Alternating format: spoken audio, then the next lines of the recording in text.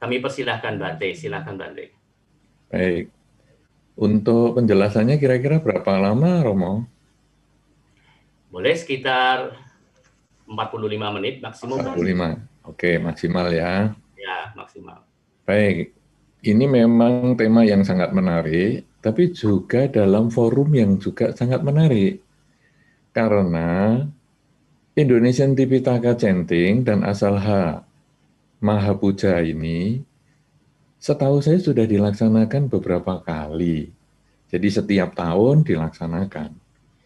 Tetapi karena berbagai hal, saya malah tidak bisa hadir di kompleks Wihara Mendut untuk pelaksanaan Asalha Mahapuja ini. Kemudian ketika pandemi, seperti yang tadi Romo juga sampaikan, bahwa di Jawa Timur pun juga zonanya juga cukup lumayan. Nah, ini malah saya bisa hadir, bisa datang bersama-sama dalam memeriahkan Indonesian Tipitaka Chanting dan Asalha Mahapuja 2565-2021. Jadi ini satu hal yang juga luar biasa. Sehingga bagi saya ini satu kesempatan yang baik sekali untuk ya cerita-cerita tentang Dharma lah kepada Anda semua yang sebetulnya Anda semua juga sudah memahami karena teori ataupun pemahaman tentang hiri otapa, tentang rasa malu untuk melakukan hal yang tidak baik dan merasa takut akan akibat perilaku yang tidak baik, sebetulnya kita sudah tahu semua, cuman mungkin nanti kita bahas sebagai satu pendalaman saja, supaya nanti waktu kita tanya jawab itu akan lebih bisa langsung diterapkan di dalam kehidupan sehari-hari. Nah, saudara-saudara yang berkumpul di sini maupun yang nanti satu ketika setelah acara ini juga bisa melihat dokumentasinya, karena dengan sistem dalam jaringan atau daring seperti ini, sebetulnya sangat luar biasa. Ini berbeda dengan kegiatan-kegiatan yang sebelumnya, ataupun maksud saya sebelum pandemi. Kegiatan sebelum pandemi biasanya dilaksanakan hanya lokal di wihara. Saya kira Romo Ayo pun juga sudah banyak ceramah di berbagai tempat, oleh pengurus wihara kelihatannya ya direkam, tetapi rekamannya mana? Rekamannya tidak ada. Kalau kita mau nyari Romo Ayo ceramah di wihara A, tidak ketemu rekamannya.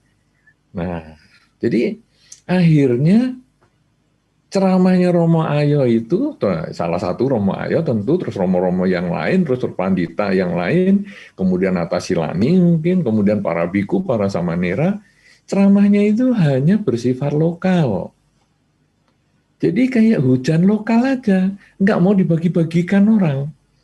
Jadi kalau kita mau search di YouTube atau di mana, nggak ketemu. Nah, tapi dengan adanya pandemi ini, dengan kita ada ceramah secara dalam jaringan, daring, ini justru lebih enak. Ya, mudah-mudahan ini nanti juga bisa diakses lewat YouTube, karena kelihatannya tadi ada perubahan alamat dan sebagainya yang mungkin jadi masalah, mudah-mudahan bisa diakses sehingga ceramah kita ini bukan hanya diikuti oleh 200 orang ini saja, kemudian nanti nggak tahu kemana lagi, tapi kalau bisa ya satu ketika diupload juga di YouTube kalau malam ini masih ada gangguan, sehingga nanti bisa didengarkan oleh banyak orang. Karena ini sebetulnya adalah salah satu manfaat ketika kita tidak bertemu secara langsung karena pandemi, yang tadi juga Romo Ayo sudah sampaikan, di daerah Jakarta juga demikian luar biasa, di daerah Jawa Tengah juga luar biasa, di daerah Jawa Timur juga luar biasa. Ya, jadi secara umum memang agak mengerikan, sehingga kita juga mengurangi untuk ketemu dengan orang lain dan lain sebagainya, karena jangan sampai kita ini mempersulit diri sendiri, juga mempersulit lingkungan. Mempersulit diri sendiri kalau sakit adalah ya diri sendiri kan butuh diobati. Lingkungan adalah keluarga mungkin jadi bingung, kemudian mau nyari rumah sakit juga susah, mau nyari oksigen juga susah, mau nyari obat juga susah. Nah, kalau kita bisa jaga semua untuk diri kita, maka kita juga bisa memberikan ketenangan, kedamaian untuk diri sendiri, keamanan untuk diri sendiri, dan juga keamanan untuk yang lain. Nah, sekarang kita balik ke tema kita. Bahwa rasa malu dan rasa takut akan akibat ini sebetulnya sudah ada di dalam diri kita masing-masing. Karena sebetulnya rasa malu ini sudah dididik oleh orang tua kita. Bahkan kalau di dalam Sigallowada Sutta, kita sebagai anak terhadap orang tua, sikap kita itu ada, yaitu menjaga nama baik orang tua. Ya, jadi kalau saya sekarang menyampaikan misalnya tema-tema untuk orang tua, tema-tema untuk perumah tangga, mungkin ada orang yang mengatakan saya masih muda, belum cocok nih temanya. Atau untuk berumah tangga, belum cocok juga, karena saya juga masih belum berumah tangga. Oke, tapi sekarang kita sebagai anak, kita tentu tidak bisa mengatakan, wah saya belum pernah menjadi anaknya orang. Nggak mungkin. Kalau kita nggak pernah jadi anaknya orang, masa kita anaknya makhluk lain atau makhluk tak tampak? Kan nggak mungkin. Kita pasti jadi anaknya orang. Apakah kita pernah jadi orang tua atau sudah jadi orang tua? Belum tentu. Apakah kita sudah pernah berumah tangga? Belum tentu. Tapi apakah kita pernah menjadi anak dari seseorang, anak dari ayah dan ibu kita? Pasti sudah. Dan di dalam Sigallowada Sutta, tugas anak kepada orang tua ada banyak, ada 5. Tapi yang saya mau sampaikan di sini adalah bahwa anak punya kewajiban menjaga nama baik orang tua. Saudara-saudara, kalimat menjaga nama baik orang tua ini kadang-kadang berlalu begitu saja. Padahal kalau kita ingat diri kita, nama kita ini membawa nama keluarga. Romo Darmanadi Chandra. Nah, ini dari Chandra ini sudah jelas ini nama keluarga. Ya, marganya margatan ini pasti. San. Ya kan? Nah, jadi Romo Darmanadi Chandra Margatan ini beliau bukan muncul sendirian. Saya menjatuhkan Romo Darmanadi bukan hanya karena di sini ada Romo Darmanadi saja ya, tapi ini banyak, ini kan orangnya juga ratusan, kemudian nanti kalau disaksikan lewat YouTube juga tentu banyak. Ya, tapi ini saya mengambil contoh saja bahwa kita ini punya nama keluarga. Kemudian nama keluarga Darmanadi Chandra Tan tadi itu bukan muncul sendirian. Marga ini sudah muncul atau diberikan oleh ayah dari Romo Darmanadi Chandra. Tapi ayah itu, ayahnya Romo tadi juga diberikan nama Tan itu oleh kakeknya. Diberikan lagi oleh leluhur-leluhurnya dan lain sebagainya. Sehingga panjang sekali riwayat nama keluarga Tan dalam keluarga Romo Darmanadi Chandra. Kemudian kita masing-masing juga punya namanya, masing-masing ada. Nah, saudara-saudara, berarti nama kita ini bukan hanya milik pribadi. Nama kita ini milik keluarga. Milik ayah, milik kakek, nenek, kemudian di atasnya kakek nenek itu ada nenek moyang lah, leluhur lah. Bahkan kalau di pelimpahan jasa sekarang kan kita sudah sering menggunakan nama, semoga para leluhur, nama marga Tan misalnya, marga Lim misalnya, marga maksudnya kalau di Medan mungkin Situmorang misalnya, dan lain sebagainya. Nah itu berarti nama ini mengaitkan kita dengan leluhur-leluhur kita. Sehingga kalau di dalam Sigala Sutta tadi disampaikan, kita harus menjaga nama baik keluarga. Berarti kita harus menjaga sesuai dengan nama kita ini tadi. Karena kalau nama kita ini baik, misalnya kita di dalam masyarakat, misalnya, anaknya siapa ya? Itu di wihara kok baik sekali, hafal parita. Loh. Yang hafal parita adalah anak itu. Tapi yang ditanya orang tuanya. Saya kira kalau kita yang sudah sering ke wihara akan mengalami itu. Kadang kita heran. Siapa nih anak kecil ini? Kok pinter sekali ya? Bisa namaskara, bisa membaca parita, namo tassa. Parita sangat sederhana aja lah, namo tassa. Kemudian budang saranang gacami dan sebagainya. Anaknya siapa ini? Anaknya siapa?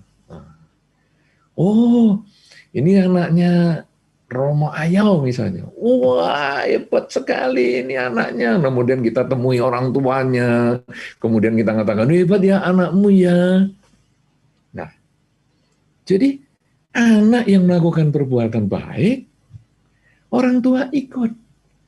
Dan bisa dibayangkan, teman Romo Ayau ini anaknya sudah gede-gede sih. Cuma kalau dulu waktu kecil misalnya, anaknya digitukan. Pasti ada rasa bangga. Anakku, anakku ini, aku berhasil ini mengajar, mendidik anakku, sehingga anakku tidak sia-sia di rumah saya suruh sering namaskara, sering membaca parita bersama dan lain sebagainya. Nah, jadi tindakan anak memberikan kebanggaan kepada orang tua. Tapi sebaliknya, kalau di biara ada anak-anak yang nakal, dia ambil misalnya buah di altar. Kan biasanya di altar ada buah banyak, itu ada mangga, ada jeruk, ambil jeruknya, kemudian dimakan di depan altar. Sehingga panditanya mungkin marah, nih. Nah, panditanya misalnya mau menegur. Panditanya adalah Romo Ayau. Nyari kiri kanan. Ini anaknya siapa ini? Nah, pasti Romo Ayau akan tanya gitu. Ini anaknya siapa ini? Makan di depan altar lagi. Dan yang diambil jeruknya yang di altar lagi. Anaknya siapa? Nah, kemudian Romo Ayau nyari. Enggak ada yang ketemu. Anaknya siapa ini? Pakai mic di biara. Bagi yang punya anak, yang bajunya ini, namanya siapa, Dik? Namanya ini. Tolong segera ke Dhammasala. Anaknya ngambil makanan di altar. Wah, orang tuanya malu banget. Pura-pura nggak kenal semua. Tapi begitu nanti ada umat datang. Loh, ini anaknya si A. Oh, pantas anaknya si A. Loh, langsung orang-orang berkomen gitu. Pantas anaknya si A. Jadi kejelekan anak juga akhirnya mengait dengan orang tua. Saudara-saudara, kalau sudah begini, kita kemudian harusnya malu. Karena kita berperilaku itu, kalau baik, membanggakan orang tua kita. Tapi kalau jelek, kita itu juga memalukan orang tua kita. Dan ini bukan di lokal saja ya. Jadi misalnya, itu kan kalau diajak ke wihara, orang anak diajak ke wihara. Tapi kalau sekarang anak di sekolah, ya sama aja. Di sekolah anak yang pinter akan dikatakan sama gurunya, anaknya sampai itu pinter nih, hebat sekali nih orang tuanya.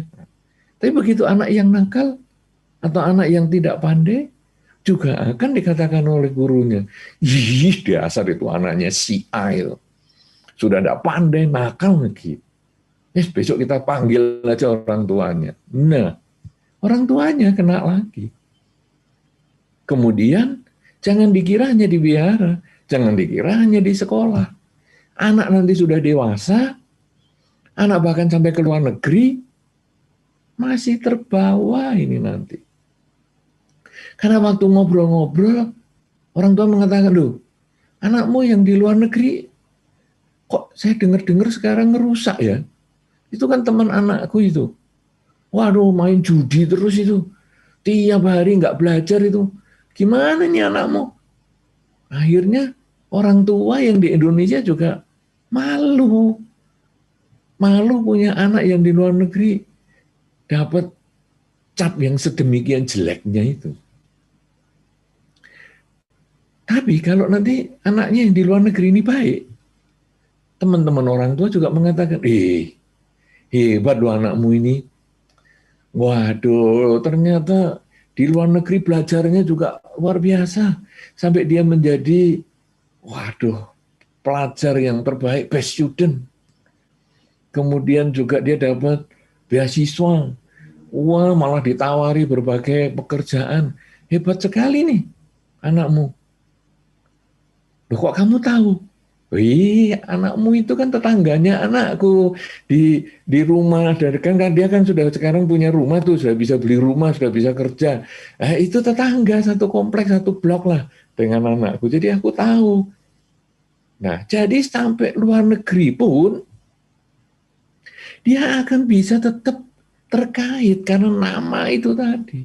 Nah, karena itu kalau sekarang kita kemudian melihat bahwa Sang Buddha di dalam Sigalawadah Sutta menugaskan anak menjaga nama baik orang tua. Karena kemanapun Anda pergi, kita itu tetap anaknya orang tua kita ini. Bahkan sampai orang tua meninggal pun di dalam Sigalawadah Sutta masih dikatakan, ayo lakukan pelimpahan jasa. Sehingga tadi dikatakan ada kertasnya kalau kita di Balirejo ataupun di Blitar itu sama Ki Jaya kita kalau Patik Dana kan kita pasang nama kepada semua leluhur marga. Nah, tulis itu. Marga Tan misalnya atau apalah terserah. Artinya walaupun mereka sudah meninggal tetap kita ingat. Nah, saudara-saudara, dari sini harusnya datang rasa malu kita ini untuk melakukan hal yang tidak baik. Dan dari sini juga datang rasa malu kita untuk, waduh, jangan saya melakukan yang jelek, jangan saya berbicara yang jelek, dan jangan saya berpikir yang jelek, karena orang tua saya bisa kena ini, leluhur saya bisa kena. Dan saudara, ikatan kita ini bukan hanya orang tua. Dalam lingkungan Dharma, seperti yang kita sekarang sedang adakan acara pertemuan kita ini umat Buddha. Kita umat Buddha mengatakan kita murid Sang Buddha, karena Sang Buddha adalah guru. Coba Anda renungkan ketika kita menjadi murid, ataupun kalau yang ikut di acara ini ada yang masih murid, coba ikuti. Guru biasanya akan mengatakan, ya, ikuti kata-kata saya ya.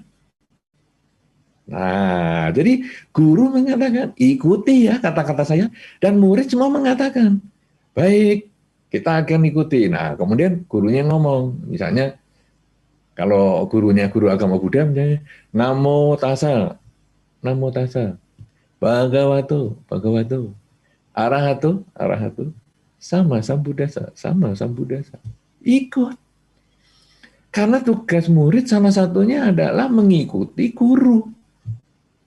Bahkan kalau di Puja Bhakti, karena para umat ini, walaupun pandita juga memanggil biku adalah sebagai bante, guru, maka ketika bante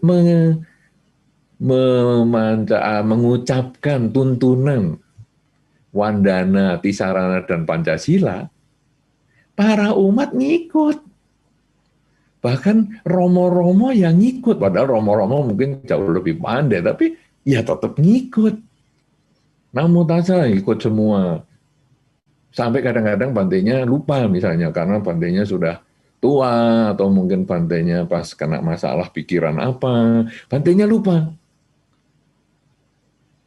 Kita umat itu bisa ngomong yang ingatannya kita. Jadi yang tadi lupa itu malah kita benarkan, artinya umat yang ngikuti itu sudah pinter, tapi tetap mengikut apa yang disampaikan oleh guru. Nah, saudara-saudara, Sang Buddha adalah guru kita. Kita mengaku murid Sang Buddha. Kemudian kita ini harus mengikuti apa yang dikatakan oleh Sang Buddha supaya jangan memalukan Sang Buddha. Nah, apa yang dikatakan oleh Sang Buddha yang kita harus kerjakan? Ya minimal kita jalankan Pancasila Buddhis lah. Tidak membunuh, tidak mencuri, tidak berzina, tidak bohong, dan tidak mabuk-mabukan. Sehingga kalau kita melakukan itu, kita rasanya, loh ini umat Buddha ya? Waduh, malu-maluin gini. Waduh, rasanya tuh, aduh saya ya, tadi sudah saya jaga supaya orang tua saya ini tidak malu, sekarang saya jadi umat Buddha juga harus jaga nih, supaya agama Buddha ini tidak malu. Karena apa yang disampaikan oleh Sang Buddha, saya harus jalankan dengan baik. Nah, ini yang harusnya timbul rasa malu itu dalam diri kita. Karena rasa malu itu muncul dari pandangan orang lain. Jadi, aduh malu saya sebagai keluarga. Kalau sampai kelakuannya begini kan dilihat orang kan nggak enak ini, malu nih. Karena orang lain. Malu saya sebagai umat Buddha. Kalau saya jalankan melanggar kemoralan ini, aduh dilihat orang kan nggak enak saya umat Buddha. Nah ini malu.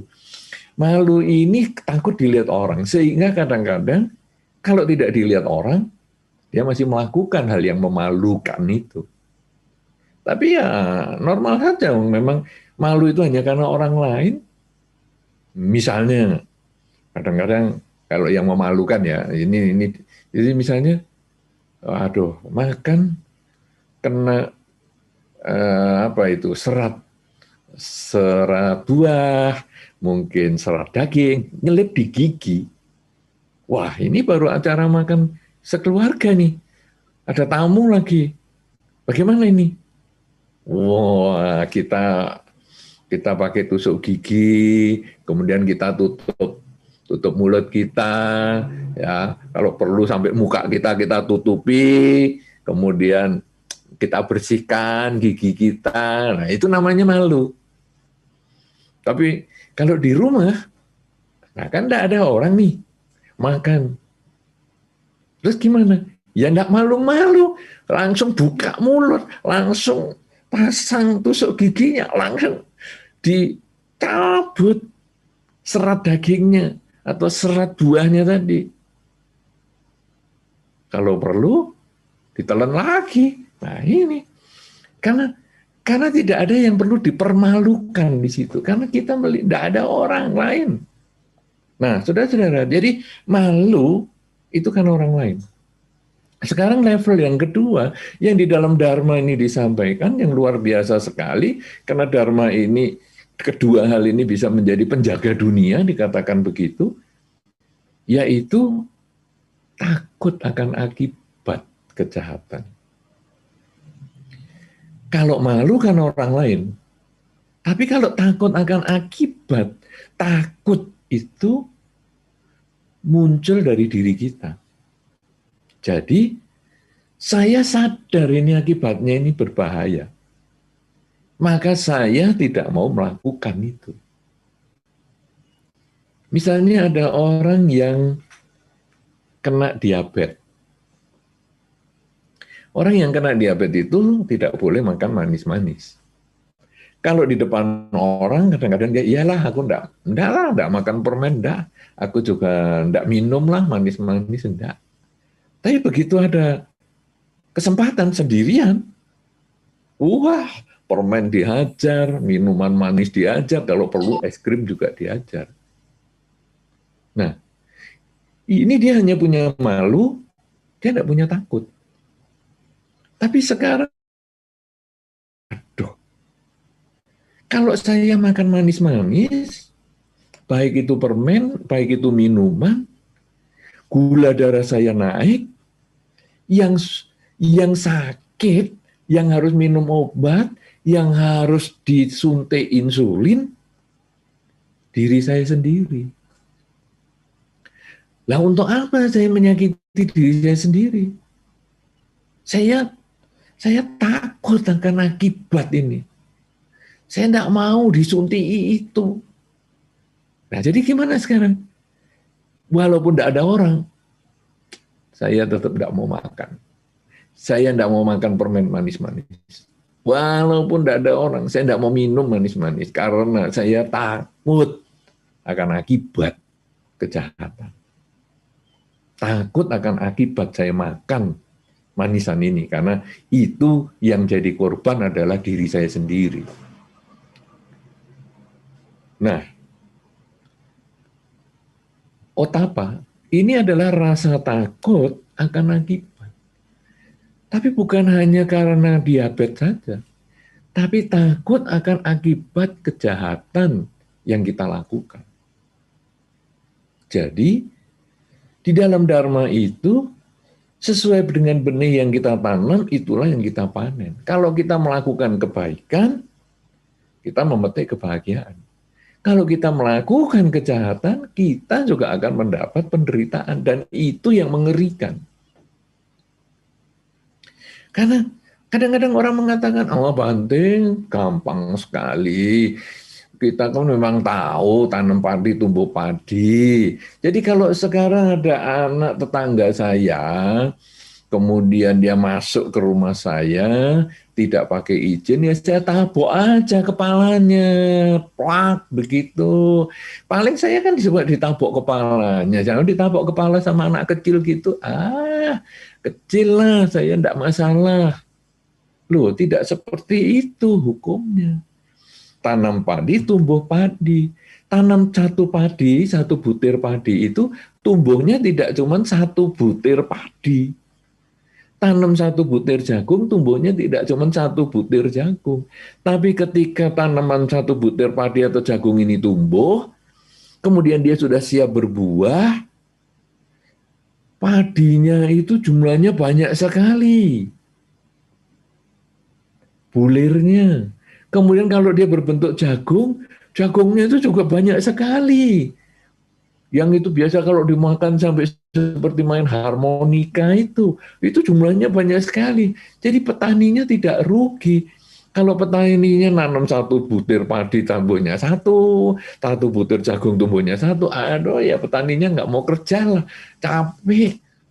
Tapi ketika satu butir padi ini, waduh buahnya jadi banyak.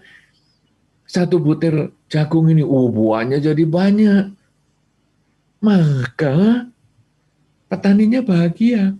Nah sekarang, kalau ini kita berbicara tentang karma baik, saya melakukan kebajikan sedikit, buahnya juga banyak, saya bahagia. Tapi kalau saya berbicara kejahatan, saya nabok anak kecil tadi, plak. Saya orang dewasa, dia anak kecil, plak kecil sekali. Buah nabok anak kecil itu, jadi kita hanya nanam satu butir, tapi nanti bisa panen yang banyak. Dan kita bisa dapat kesulitan dari perbuatan buruk yang sederhana tadi. Dan itu yang membuat kita gemetar, membuat kita takut. Bahwa nanti saya juga yang akan memetik buahnya. Dan kalau kita takut seperti itu, kita berhenti melakukan kejahatan. Tapi malah kita jadi berani untuk berbuat baik lebih banyak. Karena berbuat baik itu walaupun satu butir padi yang saya tanam tadi, buahnya akan banyak. Jadi kalau saya sering berbuat baik, di sana saya berbuat baik, di sini saya berbuat baik, maka nanti ketika tanaman itu tumbuh dan saya memetik buahnya, aduh hidup saya sangat bahagia. Oleh karena itu, rasa malu dan takut ini mengkondisikan kita menjaga kelakuan kita. Menjaga kelakuan kita dari yang buruk, tapi mendorong kita untuk selalu melakukan kebaikan. Karena kita sudah tahu buah kebaikan itu pasti jatuh ke kita. Nah, kita juga takut buah kejahatan itu datang pada kita, maka kita hindarkan. Karena kita tidak bisa memindahkan kejahatan kita ini buahnya kepada keluarga. Misalnya orang mengatakan, biar aja nanti saya yang berbuat kejahatan, tidak apa-apa, biar anak-anak yang menanggung. Nggak bisa. Kalau di dalam Dharma, saya yang berbuat jahat. nanti saya juga yang akan menanggung, entah di kehidupan ini atau di kehidupan selanjutnya. Tapi pasti. Jadi tidak ada yang diturunkan. Tapi kalau ada yang mengatakan, lah orang tua saya jahat kok hidup saya menderita. Nah itu cerita lain, karena kita juga punya buah karma buruk kita sendiri yang mungkin kita lakukan sejak kehidupan sebelumnya, sehingga kita terkondisi lahir di keluarga yang kelakuannya kurang baik, sehingga ketika orang tua kita melakukan kejahatan, berbuah seolah-olah saya memetik buah kelakuan jahat orang tua, padahal bukan. Itu saya terkondisi memetik buah kelakuan buruk saya di kehidupan sebelumnya, karena saya terlahir di keluarga yang seperti ini. Nah, jadi karma itu akan berbuah pada si pelakunya sendiri. Dia tidak akan salah alamat itu tidak. Kalau Anda ngasih Google Maps, orang bisa salah alamat. Tapi kalau karma, dia tidak pernah salah. Nah, kalau kita sudah punya rasa malu, dan kita punya rasa takut, kalau malu berbuat jahat jadi karena dilihat orang, kalau sekarang takut karena akibat, maka sekarang apa yang harus kita lakukan kalau di dalam kehidupan kita sehari-hari sebagai seorang umat Buddha, supaya kita ini nanti selanjutnya ini kita akan menjadi orang yang baik, bukan hanya di saat ini saja kita itu timbul rasa malu dan takut, tapi nanti habis acara ini selesai, kemudian kita berani lagi berbuat jahat. Nah, saudara-saudara, kita sekarang harusnya mulai kita membuat tekad. Saya sejak saat ini, ketika saya mulai sadar bahwa buah karma itu jatuh pada diri saya, maka saya sekarang mulai bertekad bahwa saya sekarang harus mulai belajar memiliki kemampuan membedakan hal yang baik dan hal yang buruk. Karena kalau saya melakukan yang baik, tidak memalukan orang tua. Tapi kalau saya melakukan yang tidak baik, saya memalukan orang tua. Kalau saya melakukan yang baik, buahnya bahagia. Saya melakukan yang tidak baik, buahnya yang menakutkan bagi saya. Jadi saya mulai membedakan. Saya bertekad sekarang. Saya mau belajar. Saya bertekad untuk membedakan yang baik dan yang buruk. Karena ketika saya bisa membedakan yang baik dan yang buruk, maka saya nanti akan memilih yang baik, meninggalkan yang buruk. Nah sekarang yang baik itu bagaimana? Yang baik itu kalau dilakukan tidak menimbulkan penyesalan untuk kita.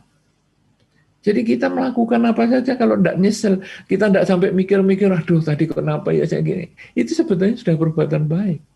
Kita ucapan yang baik juga tidak pernah menimbulkan penyesalan. Selain tidak menimbulkan penyesalan untuk diri kita, sekaligus memberikan kebahagiaan untuk orang atau pihak yang menerima perbuatan baik kita. Ya, jadi jangan, aku kalau ngomong jahat juga nggak pernah nyesel tuh. Aku kalau mukul orang juga nggak pernah nyesel tuh. Nah sekarang yang diomongi jahat, stres nggak? Sekarang yang dipukul stres nggak? Kalau stres berarti perbuatan itu bukan perbuatan baik. Karena syaratnya kedua-duanya harus ada, yaitu saya tidak merasa menyesal dan orang lain ataupun yang menerima perbuatan itu juga tidak menderita. Nah, apalagi yang ketiga adalah kalau kita membaca Dharma, buku-buku Dharma, atau mendengar ajaran-ajaran Sang Buddha, itu diajarkan oleh Sang Buddha, misalnya tidak membunuh, mencuri, berzina, bohong, dan mabuk-mabukan, menambah kebajikan, mengurangi kejahatan, dan menyucikan pikiran, dan lain-lain. Itu semua adalah perbuatan baik yang kita harus bedakan dengan yang buruk tadi. Kalau kita sudah bisa itu, maka minimal kita sudah jaga kelakuan kita, tidak memalukan, dan tidak lagi membuahnya itu menakutkan untuk kita. Kemudian yang kedua adalah bahwa saya kalau sudah tahu ini benar, maka sekarang saya akan melakukannya dengan sungguh-sungguh. Jadi saya bukan hanya tahu teorinya saja, wah ini perbuatan baik, teori itu. Sekarang ini perbuatan baik, dan saya harus lakukan. Saya yakin dengan apa yang sudah saya ketahui, saya sudah mantap, karena memang tidak menimbulkan kekecewaan, tidak menimbulkan penyesalan bagi saya, tidak menimbulkan penderitaan bagi makhluk lain, dan ini memang didukung oleh Dharma, maka saya lakukan dengan sungguh-sungguh. Nah, jadi sudah bisa membedakan, ya lakukan. Kemudian yang ketiga adalah, sekarang yang jelek-jelek itu kita ini, namanya orang belum mencapai kesucian. Kadang-kadang yang masih punya kejelekan. Ya, jadi kadang-kadang ya kita sudah usaha nih, jangan ngomong yang jelek. Ya bocor juga ngomong jelek. Jangan mikir yang jelek. Bocor juga mikir jelek. Enggak apa-apa.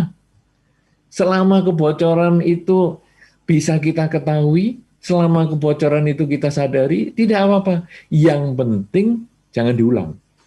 Jadi begitu kebocoran itu muncul, kemudian kita bertekad, jangan sampai kita ngomong lagi ya. Jangan sampai saya melakukan tindakan yang jelek itu lagi. Jangan sampai saya berpikir lagi. Jadi kita berusaha mengembangkan kesadaran.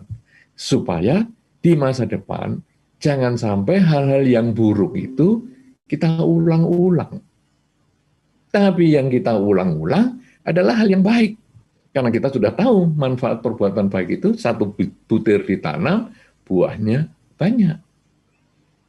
Jadi kalau saya sudah bisa mempunyai kebijaksanaan untuk membedakan yang baik dan yang buruk, kemudian saya melakukan teori saya tadi, yang sudah saya ketahui ini dengan sungguh-sungguh. Kemudian yang ketiga, kalau terjadi kebocoran karena saya masih belum mencapai kesucian, masih ada kata-kata, perilaku, pikiran yang kurang baik, ya saya berusaha bertekad untuk saya tidak mengulang di masa depan. Dan karena kita melakukan ketiga hal ini bersamaan, terus-menerus sepanjang waktu, maka muncullah kebijaksanaan dan ketenangan batin. Karena kita merasa apa yang sudah saya lakukan ini sudah tidak terlalu menjadi beban, karena saya sudah mengisi hidup kita ini dengan hal yang baik. Jadi menimbulkan ketenangan batin, menimbulkan kebahagiaan, karena saya sudah sedikit demi sedikit mengurangi kejahatan. Sedikit demi sedikit saya menambah kebajikan, dan sedikit demi sedikit saya membersihkan pikiran saya. Nah, saudara-saudara, jadi rasa malu dan takut ini, yang kalau tadi di dalam tema katanya disampaikan bahwa rasa dan malu ini semakin jauh, tapi sangat dibutuhkan. Jauhnya di mana? Jauhnya tetap di dalam diri kita. Cuman memang kadang kita tidak terlalu menyinggung hal itu. Kita menganggap itu kita sudah menjadi milik kita. Karena sudah diajarkan oleh orang tua kita. Jadi rasanya ini kita tidak perlu lagi pelajari. Itu seolah-olah jauh. Jadi jauhnya itu bukan di luar diri kita, tapi ada di dalam diri kita. Kesempatan ini kita hanya membangkitkan kembali bahwa yang ada di dalam diri kita ini, ayo kita kenali lagi. Kita buka sekarang. Supaya kita bisa pelajari lagi. Bahwa ada rasa malu, karena kita minimal hidup ini terkait dengan orang tua kita, terkait dengan lingkungan kita, entah lingkungan agama, terkait dengan lingkungan masyarakat, ya, terkait dengan teman-teman, terkait dengan sekolah, terkait dengan segala macam, yang itu kemudian membawa kita rasa malu melakukan kejahatan. Kemudian kita lalu merenung lagi, selain rasa malu ternyata ada rasa takut. Takut akan akibat. Nah, ini kalau kita sudah memahami ini bahwa semua yang saya lakukan ini buahnya jatuh pada diri kita, maka kita kemudian bukan hanya berhenti, kita mulai mengembangkan kualitas diri kita yang jauh lebih baik lagi. Yaitu bisa membedakan yang baik dan yang buruk, yaitu kebijaksanaan. Kita bertekad untuk mengembangkan kebijaksanaan. Yang kedua, kalau kita sudah mengerti yang baik dan yang buruk, lakukan dengan sungguh-sungguh. Karena kalau teori hanya sekedar teori, nggak ada gunanya. Tapi kalau teori dilaksanakan baru memberikan manfaat. Kalau sudah dilakukan dengan sungguh-sungguh, maka kemudian kalau ada hal yang masih kurang di dalam pikiran kita, hal yang masih kurang di dalam ucapan, hal yang masih kurang di dalam perilaku, sadari itu. Dan bertekadlah untuk selanjutnya saya tidak mengulang kesalahan-kesalahan yang sama. Jadi hidup ini menjadi pelajaran setiap hari agar kita setiap hari menjadi yang lebih baik di dalam cara berpikir, cara berbicara, dan cara bertindak. Dan akhirnya muncullah ketenangan batin. Ketenangan batin karena batin kita mulai mampu mengurangi kesalahan-kesalahan, mengurangi karma buruk, dan menambah kebajikan. Dan kalau ini kita jalankan sungguh-sungguh, maka hasilnya adalah bahwa hikmah kita di dalam asalha puja ini, ataupun dikatakan asalha maha puja, yang kita juga sudah mengulang parita, kita membaca ini, malah dikatakan Indonesian Tipitaka Chanting, kita membaca Tipitaka, bagian suta-suta tertentu, itu bukan hanya lagi sekedar teori, tetapi menjadi satu pendorong kita untuk memahami suta-suta tersebut, kemudian setelah itu kita laksanakan di dalam kehidupan sehari-hari, sehingga hasilnya Indonesian Tipitaka Chanting bersama dengan Asalha Mahapuja ini sudah berapa lama kita ikuti? Sudah berapa kali kita ikuti? Sudahkah saya berubah? Sudahkah saya menjadi orang yang lebih baik dengan Tipitaka yang saya baca? Sudahkah saya menjadi lebih baik dengan Asalha Mahapuja ini yang saya ikuti?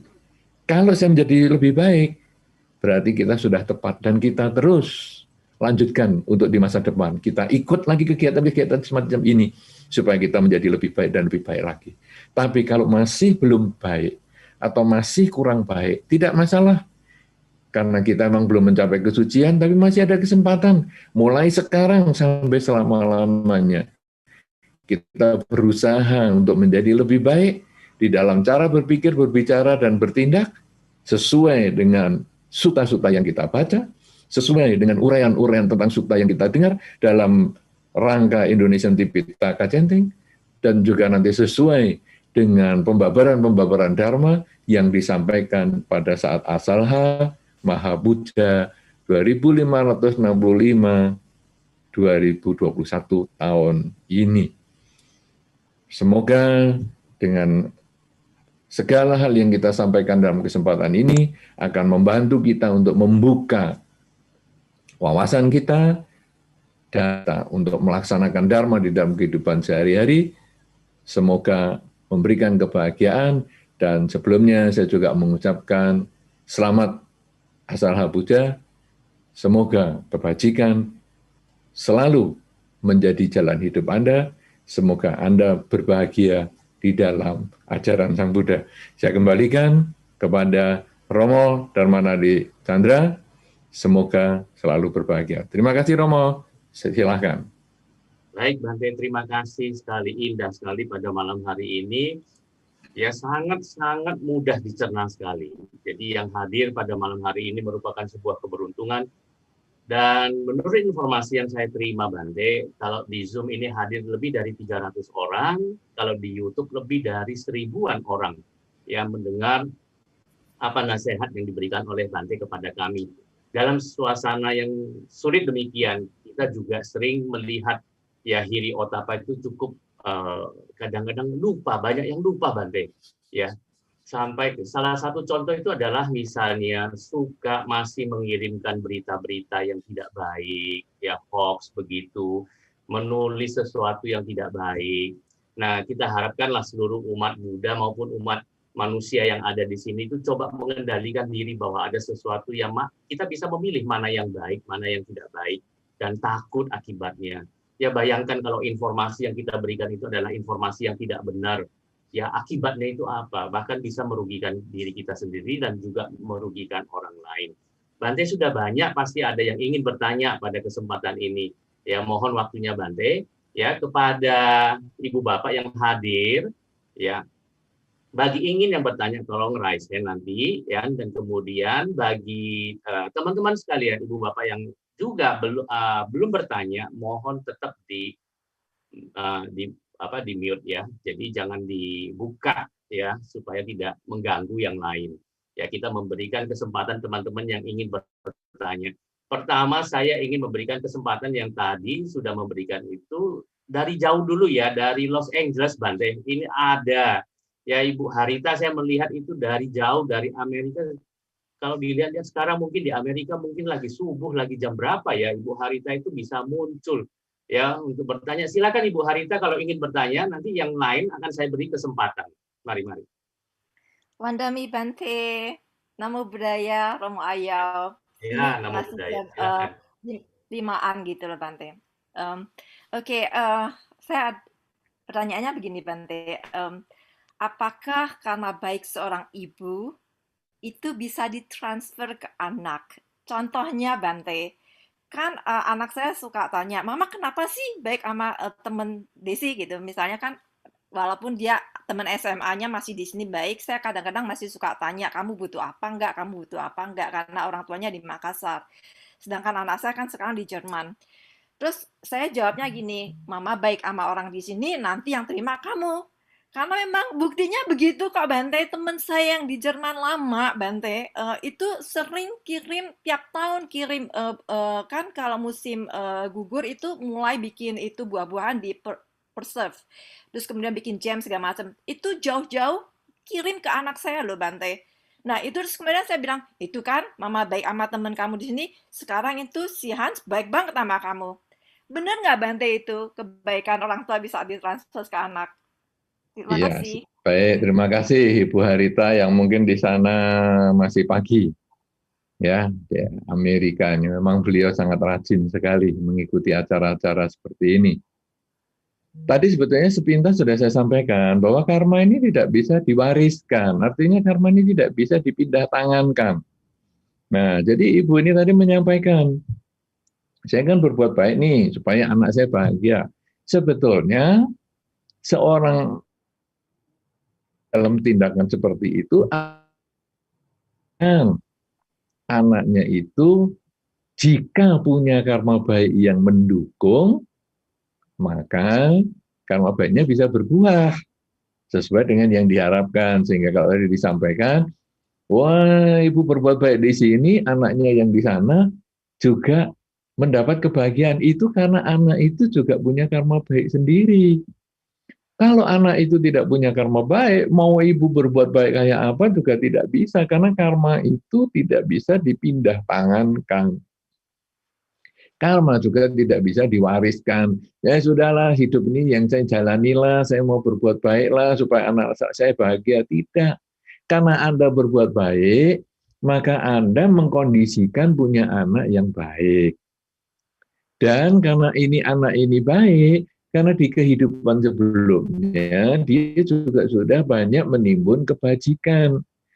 Karena itu juga akhirnya dia hidupnya anak ini menjadi bahagia. Kenapa? Karena timbunan karma baiknya dia sendiri dari kehidupan sebelumnya. Nah, tapi ini dikondisikan munculnya dari kebaikan orang tua juga. Jadi kata-kata yang lebih tepat sebetulnya adalah jika orang tua melakukan kebajikan, maka dapat mengkondisikan karma baik anak ataupun karma baik orang lain berbuah sesuai dengan yang diharapkan kalau memang mendukung kondisinya, ya. Jadi itu nanti termasuk pelimpahan jasa dan lain sebagainya. Ini kan masih dalam suasana pelimpahan jasa ya di bulan-bulan ini menjelang Agustus segini biasanya itu juga sama. Jadi saya melakukan kebajikan untuk mengkondisikan para leluhur di kehidupan yang sekarang, dimanapun mereka berada, memperoleh kebahagiaan sesuai dengan yang dia miliki, karma baik yang dia miliki, atau karma baik yang mendukung dia. Jadi ini sebetulnya pengkondisian saja. Kalau orang sekarang, kalau orang dulu sih sebetulnya, orang dulu ceritanya itu adalah dengan misalnya kalau punya buah yang belum matang, misalnya buah mangga misalnya belum matang, kemudian dikondisikan, yaitu diperam istilahnya bahasa Indonesianya. Jadi mestinya matang seminggu, dia bisa matang dalam 3 hari. Itu kalau zaman dulu, cuman karena nama diperam ini sekarang sudah hampir nggak pernah ada. Nanti saya contohnya di kehidupan yang sekarang untuk anak-anak muda itu, bahwa ini hanya mengkondisikan saja untuk Anda bahagia, untuk anak Anda yang bahagia. Begitu ya. Tapi Anda tetap si pelaku kebajikan yang memetik buahnya yang paling banyak. Begitu, Ibu Harita, mudah-mudahan bermanfaat. Ya, baik Ibu Harita, ya Bante sudah menjawab tadi dengan jelas. Saya kasih kesempatan yang kedua yaitu Ibu Ayen Theo. Ya, Ibu Ayen silakan nanti bertanya, mohon disebut nama lengkapnya dan asal dari kota mana, sih kami tahu juga. Oke, silakan. Namo Buddhaya. Ya, sudah ada suaranya? Sudah? Namo Buddhaya, Ya. Bante. Selamat malam, Romo. Saya Ayen dari Kota Batam. Bante mau bertanya, bagaimana menjelaskan otapa kepada orang tua yang masih suka membunuh nyamuk dan serangga? Mohon bimbingannya, Bante. Iya. Makasih. Baik. Ya, tadi kepencet mic-nya, malah kameranya yang hilang. Tapi tidak apa-apa, sekarang malah sudah muncul lagi. Ya, baik. Begini, memang namanya orang tua ya, itu kadang mempunyai kebiasaan. Misalnya, wah saya kalau nggak seger, nggak mau. Ya, kita pelan-pelan, namanya anak itu, kalau kita sudah mengenal Dharma, ataupun kita sudah belajar Dharma, bukan kemudian menjadi musuh dari orang tua. Tapi kita berusaha melakukan pendekatan dari berbagai hal dan juga butuh waktu yang agak lama. Misalnya, kita membuat kesamaan, misalnya analogi. Sebetulnya kan kasihan loh ayam ini kalau dibunuh. Dan sekaligus sebetulnya kita kalau melakukan pembunuhan, ini kan kita punya niat memotong. Ini sebetulnya kita niat itu karma buruk, Ma. Nah, jadi kalau sekarang Mama misalnya mau makan ayam goreng misalnya, atau mau masak dengan daging ayam, kenapa nggak kita beli daging di pasar aja, Ma? Binatang itu kan sudah mati. Jadi kita tidak mempunyai niat untuk membunuh. Biarlah binatang itu yang mati, karena kita beli atau nggak beli binatang itu sudah mati. Loh, tapi kan kalau kamu nggak beli, kan binatang itu nggak dibunuh. Enggak juga. Kita beli makan, kita misalnya beli ayam, daging ayam ini seminggu berapa kali? Tahu juga pembunuhannya jalan terus. Atau malah kita sebulan baru sekali beli satu daging ayam, satu ayam utuh. Kan pembunuhannya tiap hari. Jadi kalaupun saya nggak makan, orang lain akan makan. Karena itu kita di dalam Dharma membeli bangkai ayam di pasar tidak masalah. Kita boleh, tapi kalau kita memotong ayam itu sendiri, kita melakukan karma buruk. Nah, tapi orang tua kita jelaskan gitu masih nggak mau. Nggak apa-apa. Jangan kemudian kita malah menggunakan ayat-ayat, menurut Sang Buddha, kamu ini bikin karma buruk. Seperti air menetes, setetes demi setetes. Dalam semalam nanti satu tempayan juga penuh. Demikian pula kalau Mama memotong ayam seekor demi seekor. Nanti seumur hidup puluhan tahun umur Mama, berapa banyak ayam yang sudah dibunuh, berapa buruk karma Mama. Nanti terlahir di alam menderita, baru tahu. Wah, orang tua langsung, nak kamu lebih baik keluar dari rumah ini aja. Nah, rasanya saya kok nggak punya anak seperti kamu ya, nak. Kenapa? Karena kita menjadikan pemahaman Dharma ini sebagai musuh. Padahal sekarang ya kita sesuaikanlah kemampuan orang tua. Kalau kita belum bisa, nah Mama, nanti kalau mau motong ayam ngomong sama saya aja, nanti saya belikan daging di pasar, Mas, dan seterusnya. Jadi kita berusaha mengkondisikan pelan-pelan untuk itu kepada orang tua. Ya. Jadi jangan main potong saja, jangan main menghadapinya dengan kata-kata yang kasar. Kalau sampai kita nggak bisa, coba kita cari, Mama ini dekatnya sama siapa ya? Oh, dia sama kakaknya mama. Oke, kita titip omongan sama kakaknya mama. Kakak mama kita misalnya, tolong ya dikasih tahu mama saya, aduh dia kalau motong-motong ayam sendirian gini. Nah, jadi kita lewat orang yang dia percayai, lewat orang yang dia yakini. Karena kita kalau anak mungkin sama orang tua, kamu anak kecil ngerti apa, ngomong apa. Tapi kalau dia orang yang dia hormati, dia yang yakini, mungkin akan dipertimbangkan. Ya, jadi saya hanya menyarankan perlu kesabaran, perlu pemahaman untuk butuh waktu memberikan penjelasan kepada orang tua yang masih dirasa belum punya otapa di bagian itu. Tapi tidak semua bagian dia otapa, ya. Jadi semua bagian dia tidak takut dengan kejahatan, tidak. Itu hanya satu saja. Mungkin kalau dia mau jahat, mencuri misalnya, kan dia juga takut. Jadi ada beberapa hal yang kita juga harus maklumi, ada orang-orang tertentu yang punya kelemahan, butuh waktu untuk memberikan pelajaran. Ya, begitu. Ibu Ayan atau masih saudari Ayan, pokoknya begitu. Terima kasih Bante. Bante barusan cerita begini, saya juga ingat dulu ibu saya masih suka ya ke pasar beli ayam yang masih hidup, tetapi kemudian beliau berubah pelan-pelan. Memang butuh waktu untuk berubah, demikian. Baik, saya lanjut lagi dengan pertanyaan yang ketiga yang ingin bertanya kepada saudari Rustiati Sumonyoto ya. Silakan Bu Rustianti dibuka videonya, ingin bertanya kepada Bante. Nah, sebut asalnya dari mana Bu? Malam Bante, nama budaya. Saya cuma mau tanya, ini kan ada teman saya barusan meninggal. Bu Rus dari mana Bu Rus? Saya di Jakarta, Bante. Oh, di Jakarta. Romo, Jakarta. Jadi saya masih dalam pikiran saya itu begini, kan teman saya kan barusan meninggal. Terus dia muncul, bingung saya, maksudnya ya saya sih cuma dengar aja dia cerita gitu kan. Muncul dalam mimpi istrinya, cuman bilang jangan serakah jadi orang, gitu kan. Terus udah gitu ya udah gitu hilang lagi. Nah memang sebenarnya emangnya bisa muncul Bante? Itu tuh pertanyaan saya. Saya juga masih bingung gitu sampai saat ini. Kok bisa gitu muncul gitu kan dalam mimpi? Apakah emang benar orang itu atau cuman mimpinya orang itu sendiri? Apa pikirannya orang itu sendiri atau apa? Karena kan katanya teori itu kalau udah pati sandi kan udah beda alamnya. Jadi saya masih bingung Bante. Terima kasih. Sama-sama, baik. Ya, memang orang yang meninggal di dalam Dhamma dikatakan akan langsung terlahir kembali.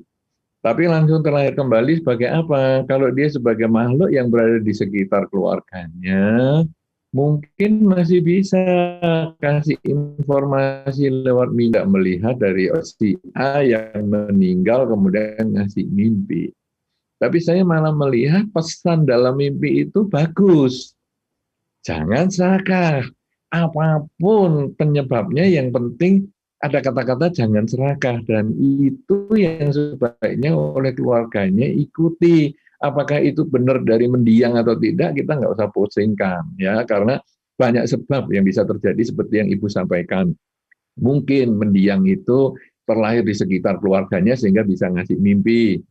Mungkin juga itu hanya pikiran dari keluarganya dan berbagai hal yang lain. Tetapi kalau saya lebih meninjau pada kata-kata jangan serakah. Dan itu sebaiknya keluarganya ikuti, bukan hanya keluarganya saja, kita anggap kita semua juga bermimpi, karena jangan serakah itu adalah pesan kemoralan yang sangat luar biasa. Dan itu juga menjadi salah satu yang kita harus lakukan ketika kita punya malu dan takut. Ya, malu, misalnya kita sekarang di dalam acara Waisakan, kemudian ada acara prasmanan, ambil makan sebanyak-banyaknya, kan malu. Nah, itu kemudian kita, janganlah, kan masih ada teman-teman di belakang yang mau ngambil. Nah, kita juga praktekkan, itu namanya jangan serakah, itu sangat baik sekali. Ya, Ibu, jadi saya tidak menanggapi pertanyaan Ibu tentang yang makhluk-makhluk itu secara lebih khusus, tapi saya lebih menanggapi pesan yang penting itu, karena itu yang berhubungan dengan tema kita, Hiri dan Otapa. Thank you, Bante. Oke. Silakan Romo. Ya, baik, terima kasih. Pertanyaan yang ketiga. Tapi teman-teman yang berada di ruang Zoom ini, saya memberikan kesempatan dulu ya, satu pertanyaan dari chat. Ya, mohon bersabar, karena di sini ada sekitar 6 orang akan bertanya lagi, Bante. Ada sebuah pertanyaan dari chat YouTube, ya, kita memberikan kesempatan kepada mereka dulu, yaitu dari Sinalam. Ya, pertanyaannya adalah, mengapa Hiri dan Otapa itu dikatakan sebagai kekayaan sekaligus sebagai kekuatan dalam 7 kekayaan Dhamma dan juga 7 kekuatan Dhamma? Anumodana Bante dari Finalam. Ya. Ya, sebetulnya malah Hiri Otapa ini menjadi penjaga dunia. Jadi orang yang memiliki Hiri dan Otapa ini cenderung menjadi orang baik, atau malah kalau dia sudah sempurna kelakuannya, wah ini orang yang baik sekali, menjadi orang yang memperoleh pencerahan, memperoleh kebijaksanaan yang maksimal, karena dia betul-betul menjaga dirinya untuk tidak melakukan kejahatan apapun juga. Makanya tadi selain Hiri Otapa itu kan saya juga menambahkan tekad kita untuk membedakan yang baik dan buruk dan seterusnya untuk dilaksanakan itu. Jadi ini malah disebut penjaga dunia. Karena dengan orang hanya memiliki Hiri dan Otapa, punya rasa takut dan malu itu membuat diri kita aman, lingkungan kita juga aman. Ya, karena itu kalau mau dikelompokkan dengan kelompok-kelompok yang lain, bisa saja karena tergantung tujuannya tadi, tidak masalah itu. Ya, jadi ini memang inti yang luar biasa sekali yang bisa digabungkan dengan grup-grup lain ya. Kalau tadi Anda mengatakan, oh yang kok di grupnya ini ya harta ya, ya karena ini juga layak untuk dimiliki oleh orang. Ini menjadi sangat lengkap orang itu kalau memiliki harta, selain punya kelakuan yang baik, punya keyakinan, dia juga punya rasa takut dan malu dan seterusnya. Ya, begitu. Itu cara penggabungannya memang disesuaikan dengan apa, misalnya harta ya itu, tapi kalau Hiri dan Otapa berdiri sendiri sebetulnya dia disebut penjaga dunia. Begitu, Romo, silahkan yang lain. Ya, luar biasa sekali penjelasan Bante. Bante, berikut saya mengundang teman yang ada di Zoom, Saudara Toto Tejamano. Ya, silakan Pak Toto, ingin bertanya, sebutkan nama lengkap dan asal. Terima kasih, selamat malam Bante dan juga Romo Ayau. Namo Buddhaya, saya Toto Tejamano dari Yogyakarta, Bante. Mohon izin untuk bertanya, ini terkait mendidik anak tentang Hiri dan Otapa ini, Bante. Kadang-kadang kita mau mendidik anak itu kan juga kadang-kadang sampai gregetan, sampai kadang-kadang juga mau marah juga. Wah, dan bukan hanya mau, tapi memang juga kadang-kadang marah-marah juga. Wah, ini tapi saya dari malam ini juga jadi takut, kira-kira kalau marah-marahi anak untuk kebaikan tuh nanti akibatnya apa, Bante? Lalu gimana yang tepat itu supaya kita nggak perlu harus marah-marah, tapi efektif untuk anak ini? Terima kasih Bante, terima kasih Romo, Namo Buddhaya. Ya, silakan Bante. Terima kasih Pak Toto yang dari Jogja. Wah, kalau kita ketemu bisa tanya-tanya tentang Jogja ini sama dengan Romo Ayau juga ini. Ini teman kampung Bante, sekampung ya Bante. Oh gitu ya. Oh ya. Nah, memang mendidik anak itu tidak mudah dan emosi itu wajar karena kita belum mencapai pencerahan. Ya, belum mencapai kesucian, dan kadang-kadang kita itu ya maunya cepat sampai akhirnya kamu ini sudah dikasih tahu kok nggak ngerti-ngerti sih, ini sudah kamu umurnya berapa dikasih tahu nggak ngerti-ngerti, emosi kita ya, padahal sebetulnya ini kan pembentukan karakter kita. Misalnya ya, cara tanda tangan aja lah yang gampang. Kita cara tanda tangan, ya kan semua bisa tanda tangan. Kemudian ada orang mengatakan, tanda tanganmu ini kurang bagus. Coba ditambahi sedikit garis gini. Itu kita latihan aja pusing. Aduh, latihan bikin tanda tangan baru ini susah. Nah, jadi kita yang dewasa saja susah untuk ganti tanda tangan. Itu fisik ya. Fisik, tanda tangan itu fisik banget. Itu saja sulit, butuh waktu, nanti sudah lama gitu balik lagi ke tanda tangan yang sebelumnya. Nah itu fisik. Apalagi sekarang pembentukan karakter. Ini kan hampir tidak bisa dilihat. Dia punya rasa malu, dia punya rasa takut. Itu hampir tidak bisa dilihat dan itu kadang beliot lagi, belok lagi. Nah, orang tua memang tugasnya adalah pelan-pelan memberikan pengertian. Tapi emosi, nah, emosi ya wajar. Cuman sekarang kita harus bedakan. Kita emosi dengan anak, dengan emosi dengan kakak, emosi dengan tetangga, itu tidak sama. Kalau dengan anak, marah-marah gini, tapi tidak lama kemudian kita sudah, ayo nak, makan-makan bareng nak. Nah, sudah selesai. Dengan kakak, kadang-kadang, ya sudahlah, sudah emosinya selesai, tetap baik-baik mas. Nah, tapi kalau dengan tetangga, kadang-kadang kita masih, mas nggak usah ngomongan dulu lah sama dia, seminggu 2 minggu. Atau dengan pasangan hidup, kadang-kadang malah ya gitu juga. Jadi pasangan hidup dianggap tetangga atau gimana? Jadi begitu kita jengkel sama pasangan hidup, nggak usah ngomong 2 minggu. Loh, tetangga cuma 3 hari kok kamu sama saya 2 minggu. Ya, saya jengkel sama kamu. Bisa kejadian seperti itu, tapi sama anak enggak. Artinya apa? Kemarahan kita itu kadang-kadang kemarahan dengan diri sendiri, nggak ngerti gimana Tona, saya harus ngasih tahu kamu. Duh, sampai kehabisan nakal saya. Gregetan deh. Gregetan. Jadi saya ini nggak ngerti caranya sama kamu nih.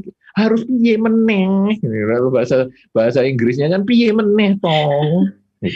Nah, jadi kita itu emosi dengan diri kita sendiri. Makanya habis selesai makan itu ya enak, makan meneh.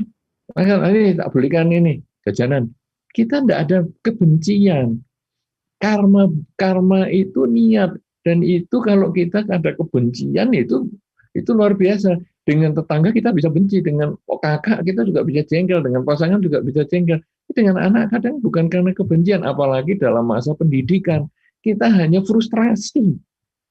Yaitu kok saya tidak bisa mendidik kamu, sehingga cenderung seperti itu. Nah, apakah ini termasuk karma buruk? Atau kalau sekarang, kadang kan kita juga jengkel sekali. Nah, ada orang tua yang seperti itu, bahwa sebetulnya saya ini kalau suruh milih, aku nggak kepengen punya anak kamu ini. Nah, misalnya gitu, itu sudah ada kebencian. Kenapa? Karena anak bisa datang itu kan karena karma. Karma yang mungkin dulu musuh kita di kehidupan yang sebelumnya. Nah, itu ada kebencian.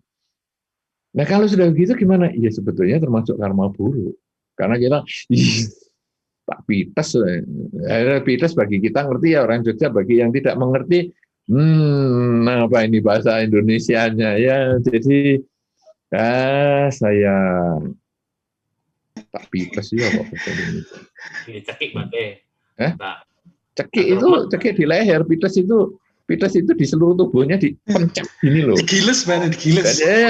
Giles kamu ya. Tapi giles ya bahasa Jawa lagi. Yes, mirip gitu lah. Jadi saya hancurkan kamu. Itu kebencian. Dan itu kalau kebencian itu sebetulnya itu karma buruk. Kita tidak boleh melakukan itu ya. Nah, tapi terpaksa. Kenapa? Karena memang kita ini belum mencapai kesucian. Nah, kalau sudah melakukan karma buruk seperti itu, apa yang kita harus lakukan? Aduh, sudah seperti itu ya. Jangan mengulang di kesempatan lain. Karena karma kan jalan terus ya. Jadi yang sudah lewat ya sudah, tapi jadikan pelajaran untuk tidak diulang di masa depan. Sebaliknya kalau itu hal baik, aku kok bisa memaafkan ya sama kakak saya yang tadi jahati saya. Kok saya bisa memaafkan ya sama pasangan hidup saya. Kalau itu perbuatan baik, ulangi, lakukan, karena itu adalah kebajikan. Jadi di dalam kehidupan kita yang belum mencapai kesucian, ada 2 yang sudah kita selalu lakukan, karma baik dan karma buruk. Karma baik kita ulang-ulang, karma buruk kita cegah supaya di masa depan tidak melakukan lagi kesalahan yang sama. Salah satu cara adalah kalau kita ada jengkel sama anak, diem. Di dalam banyak kesempatan orang tua itu kalau diem, anak-anak malah takut loh. Jadi orang tua diem aja, terserah. Anak mau apa terserah. Terus diajak makan, ayo Pak, makan Pak. Diem aja. Kamu makan aja sendiri sana, terserah. 2 hari orang tua tidak makan, anak bisa minta ampun walaupun kita kelaparan. Aduh, ini anak ini dasar, ini bikin saya nggak minat makan, tapi ya lapar juga. Tapi biarlah. Nanti anak, Pak ampun Pak, ayo Pak makan Pak, aduh ampun Pak, ampun. Dan nanti saya tidak ngulang lagi. Bisa kejadian dengan diem aja, anak itu bisa takut juga loh. Ya, jadi kita tidak harus emosi. Kadang emosi itu hanya karena kita nggak bisa mengendalikan diri kita.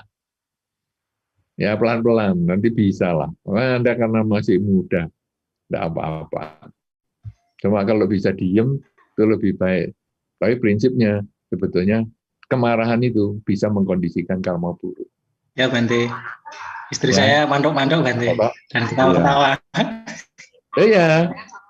Istrinya suruh, kalau boleh suruh di depan kamera. Saya kenal enggak sama istrinya. Ayo, Oke. Toto istrinya.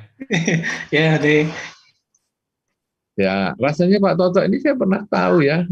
Oh, Ibu. Malam, Bante. Belum pernah ketemu Selamat ya. malam, Pak Ayo.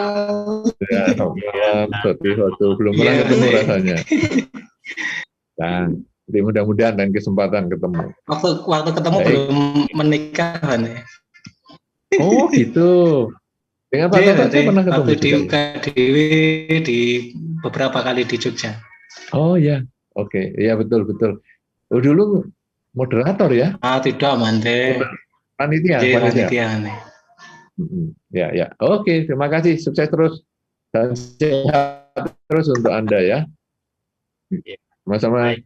Silakan, Romo. Ayo. Kita lanjut ya. Ada pertanyaan cukup banyak di sini. Saya berikan kesempatan kepada yang tadi Yopi Sumario.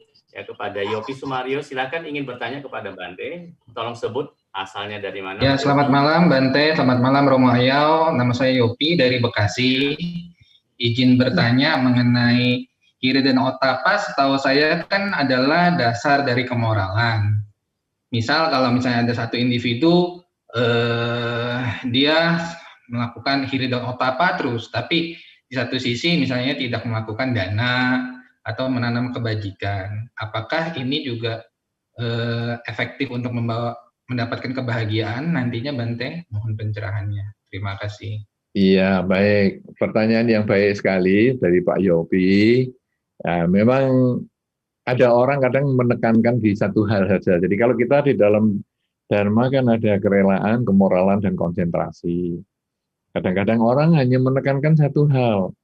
Tapi kalau kita renung-renung, sebetulnya juga tidak satu hal itu murni semua ya.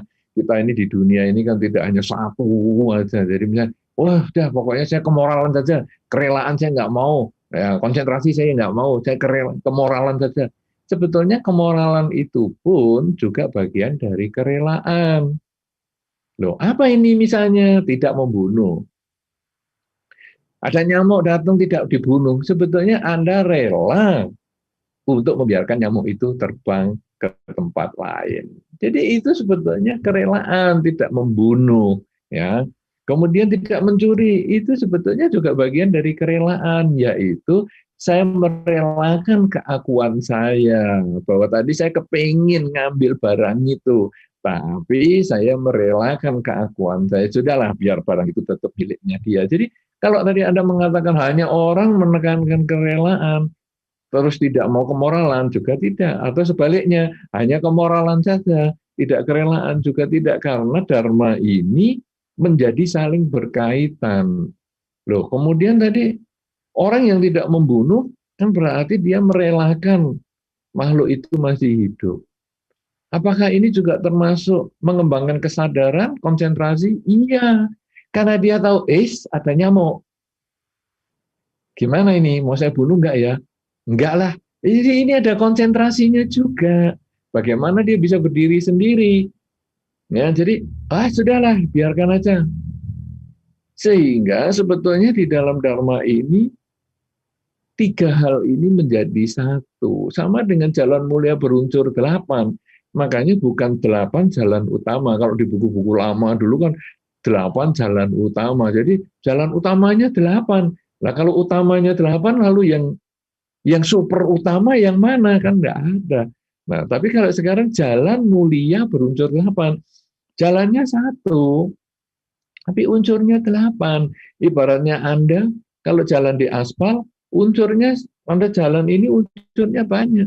Ada kerikilnya, ada batunya, ada aspalnya, kerikilnya saja ada batu berjenis-jenis dan lain sebagainya. Jadi itu semua dalam satu jalan yang sama. Demikian pula jalani Dharma. jalani dharma ini otomatis kerelaan, kemoralan, dan konsentrasi itu juga ada. Sehingga kalau ada orang mengatakan, aku cuma mau meditasi saja. Ketika Anda mau meditasi saja, itu sebenarnya sudah mengembangkan kemoralan di dalam bentuk yang lain, yaitu saya tidak mau yang lakukan yang ini. Saya hanya melakukan ini. Kemoralan kan itu dasarnya. Saya tidak mau melakukan kejahatan. Saya hanya melakukan kebaikan. Itu sudah ada kemoralannya, ada aturan yang dia harus lakukan. Kemudian saya meditasi dari jam segini sampai jam segitu. Itu sebetulnya merelakan waktunya. Jam segitu mestinya ada acara yang bagus misalnya di televisi, atau jam segitu misalnya ada teman berkumpul di mana misalnya. Hari itu dia merelakan. Jadi tidak bisa dilepaskan. Justru inilah hebatnya ajaran Sang Buddha, bahwa ajarannya saling berkaitan. Tidak bisa dilepaskan satu dipisah-pisah, tidak bisa. Ya, jadi apa yang Pak Yopi sampaikan tadi, sebetulnya orang itu melakukan di luar kemoralan, tetapi mungkin tidak sesuai dengan harapan Pak Yogi atau Pak Yopi. Jadi, kok kamu nggak melakukan yang itu sih? Mungkin belum sampai levelnya ke sana. Nah, nanti Anda yang mengarahkan. Kok kamu nggak melakukan meditasi sih? Mungkin levelnya belum sampai ke situ. Anda boleh mengarahkan. Tapi kalau sama sekali nggak melakukan, di dalam Dhamma sebetulnya semua itu adalah terkait semua. Karena ajaran Sang Buddha ini tidak pisah satu-satu, tapi menjadi satu bagian. Hanya diuraikan terpisah, ibaratnya kabel listrik terdiri dari berbagai tembaga halus-halus yang kemudian dijadikan satu untuk mengalirkan listrik. Demikian pula Dharma itu juga begitu. Ya, Hiriotapa menjadi kuncinya. Kemoralan ini hanya satu aja, tapi itu sebetulnya nanti menjadi jaringan yang lain. Kan kita nggak bisa membahas untuk waktu singkat ini semua ajaran Sang Buddha secara umum, secara spesifik begitu. Ya, Pak Yopi, mudah-mudahan bermanfaat. Terima kasih. Silakan Romo. Saya akan kembali ya untuk memberi kesempatan ya satu pertanyaan dari Fiona Charlotte. Ya, silakan Fiona, ingin bertanya. Selamat malam Bante. Bante, saya Fiona Pasuruan. Boleh lebih keras? Suaranya agak kencang ya, Fiona. Merdu sekali sampai saya kurang dengar. Gitu ya. Selamat malam Bante. Bante, saya Fiona Pasuruan. Bante, kesombongan, menganggap diri lebih baik dari orang lain, menganggap diri lebih buruk dari orang lain, dan menganggap diri sama dengan orang lain. Jadi bagaimana agar tidak sombong di ketiga-tiganya? Kemudian Bante, jika seseorang tidak berbuat jahat dan banyak melakukan perbuatan baik, tetapi masih melekat terutama pada dirinya, apakah akan lama mencapai kesucian dan bagaimana caranya agar mengurangi kemelekatan tersebut? Anumodana Bante. Ya. Baik, jadi ini suaranya sudah jelas tadi, merdu sekali, penyanyi nampaknya. Nah, sekarang kita itu dibandingkan dengan orang lain memang seperti yang tadi disampaikan. Ada orang lain yang lebih tinggi dari kita. Ya, kalau saya sering memberikan contoh bahwa diri kita ini adalah jari tengah. Jari tengah ini kalau kita melihat ke atas, maka ada orang yang lebih tinggi dari kita. Jadi saya misalnya punya 1 sepeda motor, maka ada orang punya 2 sepeda motor, ada orang punya 3 sepeda motor. Kemudian, kalau saya hanya melihat ke atas saja, maka saya kemudian menjadi orang yang rendah diri yang dikatakan oleh saudari Fiona tadi. Jadi, waduh, aku kok cuma punya 1 ya. Sebelah ini punya 2, dia punya 5. Aduh, aku ini paling menderita lah hidupku. Nah, kemudian orang juga bisa melihat. Nah, jari kita karena tadi jari tengah, maka bisa ada jari manis dan jari kelingking. Ini kalau tadi saya punya 1 sepeda motor, ada orang yang hanya bisa pinjam sepeda motor. Dia tidak punya, dia hanya pinjam sepeda motor. Tapi ada juga orang yang pinjam saja nggak bisa, dia hanya bisa naik sepeda. Nah, sehingga saya juga mengatakan, waduh, dibandingkan mereka ini, aku punya 1 sepeda motor. Nah, ini sombong, yang tadi dikatakan tadi ya. Yang satu adalah rendah diri karena melihat ke atas, yang satu sombong karena melihat ke bawah. Nah, idealnya bagaimana? Idealnya kita melihat 5 jari ini secara total, yaitu bahwa kita tidak ada yang perlu disombongkan, kita juga tidak ada yang perlu rendah diri, karena semua itu ada kekurangan dan kelebihan. Saya memang tidak punya sepeda motor banyak, karena saya hanya punya 1. Tapi, sepeda motor saya jarang mogok.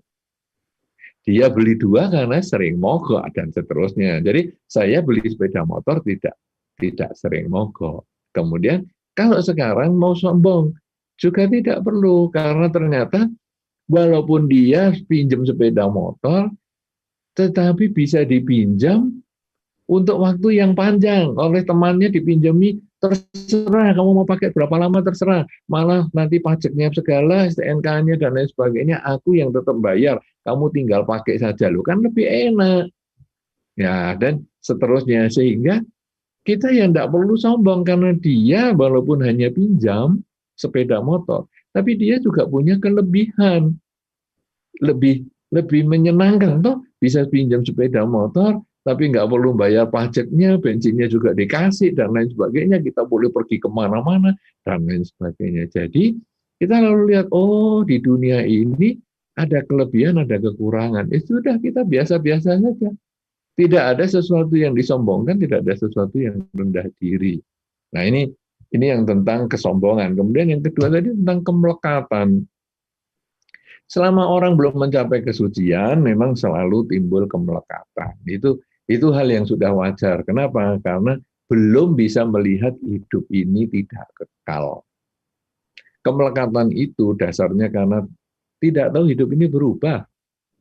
Jadi bertemu dengan yang dibenci, dia jengkel. Padahal sebetulnya tadi saya belum ketemu. Nanti satu ketika juga tidak akan ketemu lagi. Kenapa waktu ketemu saya jengkel? Selama saya tadi ketemu sekian lama, selama saya tadi tidak ketemu dengan dia, kok saya biasa-biasa saja. Sekarang setelah ketemu, kenapa saya harus jengkel? Ya seharusnya saya biasa-biasa juga. Jadi saya sekarang, sudahlah. Saya ini kan berarti mengharap dia tidak pernah hadir. Padahal sebetulnya dia sekarang ada.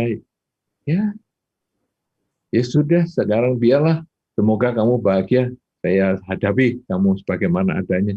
Dan nanti karena tidak kekal, dia akan lewat lagi. Dia akan pergi dari diri kita. Yang tadi kita tidak senangi itu datang dan akhirnya juga pergi. Sebaliknya, merasa sedih ketika berpisah dengan yang dicinta. Itu juga karena dia tidak menyadari hidup yang berubah. Ada satu kesempatan orang bertanya, aduh Bante, saya stres loh Bante, saya putus cinta. Nah, pacaran loh, putus cinta. Saya katakan, kenapa stres? Iya Bante, saya pacaran sebegitu ya, baiknya dia dan lain-lain, aduh sekarang putus. Nah, kamu pacaran berapa lama? 1 tahun Bante. Oke. Ini kan tahun 2021. Tahun 2019, kamu kan belum punya pacar. Stres enggak? Enggak, Bante, saya happy. Nah, jadi kamu pacaran kan baru 2020. Sekarang 2021 kamu putus. Kan putus kan berarti enggak punya pacar. Kan berarti kan kembali ke tahun 2019. 2019 kamu stres enggak? Enggak, Bante, saya happy. Nah, sekarang ini, kenapa kamu harus stres? Ini kan kembali ke seperti tahun 2019, yaitu kamu tidak punya pacar. Kan harusnya kamu happy. Bingung. Kenapa? Karena dia tidak siap. Tidak menyadari hidup itu berubah. Padahal kalau saya menyadari, loh ini kan saya kembali ke 2019. Ya sudah, toh. Saya hanya kumpul dengan dia untuk 1 tahun, untung saya sudah memberikan manfaat kepada dia, untung sudah memberikan kebahagiaan dia kepada dia selama 1 tahun, sekarang dia sudah menjadi miliknya orang misalnya, ya sudah, saya kembali ke 2000. Kalau kemelekatan ini dia bisa kendalikan seperti ini, dia menyadari bahwa hidup ini selalu berubah, sebetulnya kesedihan menjadi tidak ada lagi, karena kesedihan itu hanya karena kita tidak siap menghadapi kemelekatan, tidak siap menghadapi perubahan. Ya, kuncinya ketamaan dan kebencian itu karena kita tidak siap menghadapi perubahan. Kalau tamak berarti yang kita senangi ini satu ketika pisah, tadi kayak putus cinta itu. Padahal mesti berubah. Yang benci datang, tadi tidak ada, sekarang datang. Nanti kan juga akan hilang lagi. Nah, ini mudah-mudahan bisa dimengerti. Ini apa bisa menjawab pertanyaan Saudari Fiona atau masih belum? Ya, gimana Fiona? Tentang kemelekatan ini tadi? Bisa, Bante. Sudah bisa terjawab? Ya, sudah, Bante. Oh, yang keras jawabnya ya, jangan. Nanti kalau penyanyi lirih-lirih gitu, kita dengarkannya juga susah. Atau saya yang makin tua nampaknya ini. Jadi suaranya mungkin keras, tapi saya nggak dengar. Iya, bisa. Nah, baik. Anu mudahnya, Bante. Semoga bahagia. Silakan, Romo. Oke. Ya, baik. Kita lanjut ya. Ada pertanyaan. Saya memberi kesempatan lagi 1 kali dulu ya kepada teman-teman yang ada di YouTube. Ya. Sebuah pertanyaan dari Sandy, dari Gorontalo, Bante. Namo Buddhaya, izin bertanya, bagaimana bila kita mempunyai rasa takut yang besar terhadap kesalahan yang pernah kita lakukan di masa lalu? Ketakutan akan akibat buah perbuatan buruk yang pernah kita lakukan di masa lalu. Terima kasih. Mungkin sampai dibawa mimpi-mimpi nih, Bante. Ya. Sakit, Bante. Ya. Wajar. Itu wajar. Ya. Karena apalagi kadang kita masih kecil, ya. Mungkin kita juga belum pemahaman dharmanya, belum sekuat hari ini misalnya, kita melakukan kejahatan yang betul-betul itu terbawa sampai kehidupan sekarang. Tapi ingat, tadi yang sudah saya sampaikan, begitu kita mengetahui itu kejahatan, maka kita berhenti, jangan melakukan lagi. Dan kemudian kita memperbanyak kebajikan. Di dalam dharma ini konsepnya adalah seperti air dan garam. Kalau kita melakukan kejahatan, seperti kita memasukkan garam. Kalau kita melakukan kebajikan, seperti kita menambah air. Kalau hidup kita ini menderita, berarti air kita dengan garam kita ini jumlahnya agak banyak garamnya. Jadi rasanya hidupku asin sekali tuh ya. Nah ini misalnya karena air segelas, garamnya 1 sendok makan misalnya. Kemudian bagaimana ini, saya dulu sudah melakukan garam ini, saya sudah melakukan kejahatan ini, ya sudah, saya sekarang nambah air aja sebanyak-banyaknya. Saya menambah kebajikan dengan pikiran, saya menambah kebajikan dengan ucapan, saya menambah kebajikan dengan perilaku saya sebanyak-banyaknya. Sehingga sekarang airnya ini dari 1 gelas menjadi 1 botol, bahkan menjadi 1 galon. Karena airnya ini menjadi 1 galon, maka garam yang 1 sendok ini menjadi tidak terasa asinnya. Jadi di dalam hukum karma ini, apa yang kita lakukan ya sudah. Wah itu memang menakutkan buahnya, memang mengerikan, betul. Tapi sekarang saya jangan hanya menyesali masa lalu, itu sudah lewat. Tapi sekarang apa yang harus saya lakukan saat ini? Menambah kebajikan semaksimal mungkin, mumpung saya masih hidup, mumpung saya masih punya umur, ayo saya berbuat kebaikan semaksimal mungkin. Sehingga ketika kematian datang, saya sudah banyak kebajikan yang saya lakukan, sehingga air saya sudah seperti 1 galon, karma buruk ini menjadi lenyap rasanya, tapi karma buruknya masih ada tuh. Ya kalau air 1 galon itu garamnya 1 sendok masih di situ, tapi rasanya sudah menjadi tidak ada lagi. Itu bagi orang yang belum mencapai kesucian. Tapi kalau sudah mencapai kesucian, malah garam apapun juga menjadi tidak ada lagi, karena kesempatan untuk memetik buah itu sudah tidak ada lagi karena tidak terlahirkan kembali. Ya, jadi apapun yang Anda lakukan ini sama dengan tadi yang sudah saya sampaikan sebelum-sebelumnya, misalnya terlanjur marah lah dengan anak lah dan lain sebagainya. Tadi saya sampaikan, kalaupun Anda sudah melakukan kesalahan karena kemelekatan misalnya tadi, kalaupun Anda sudah melakukan kesalahan, berhenti di situ. sadari kesalahan itu dan jangan diulang lagi di masa depan. Karena ini kuncinya Dharma, bukan menyesali yang dulu, tapi sekarang apa yang saya lakukan hari ini untuk memperbaiki yang dulu, yaitu menambah kebajikan. Kalau Anda sudah berbuat baik di kehidupan ini, Anda merasa baik dengan pikiran, ucapan, dan kelakuan, perbanyak kebaikan itu terus-menerus, ulang-ulang terus. Ketika Anda merasa ada perbuatan yang tidak baik, bahkan hanya di pikiran, apalagi ucapan dan perilaku, hentikan itu. Lah, kalau perilaku gampang, ucapan gampang, pikiran gimana nih menghentikan? Pikiran kita ini kan kadang kejahatannya muncul di situ. Pada saat pikiran jahat muncul, sadari dan ucapkan dalam batin, semoga semua makhluk bahagia.